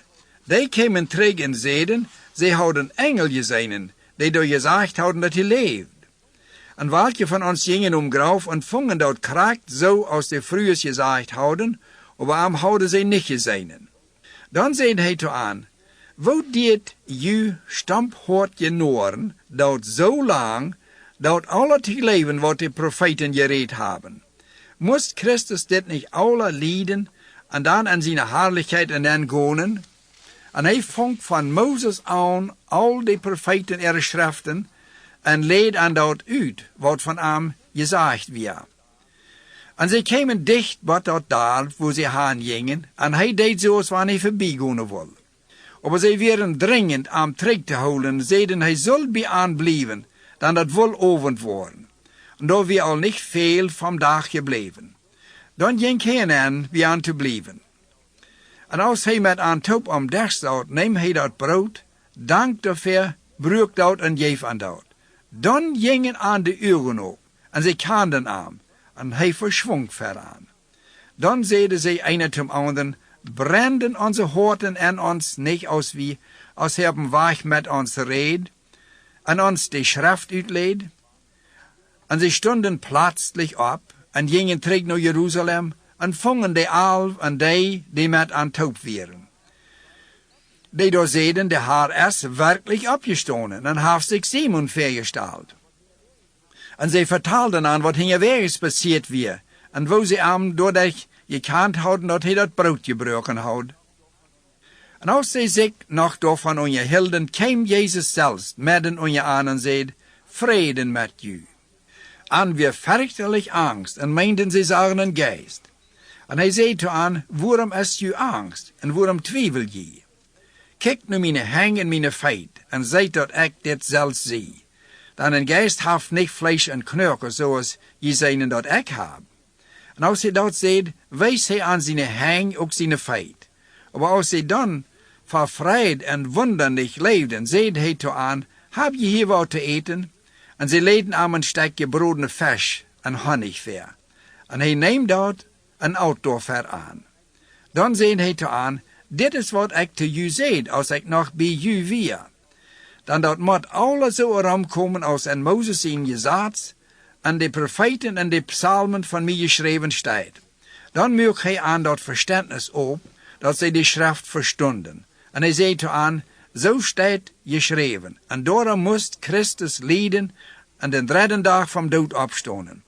En dat in zijn namen onder alle volken boete en zindenvergeving zal gepredigt worden, en daarmee in Jeruzalem ontvangen. En je zendt het met jullie tekens doorheen gestonen. En ik wil je dat checken, wat mijn vader je versproken heeft.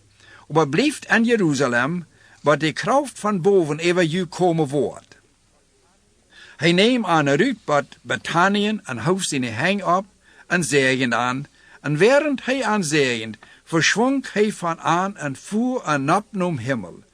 Zij aber beden hem aan, en gingen met grote vrijheid terug naar Jeruzalem, en brachten ihre tijd im Tempel toe, en dankten en loofden God.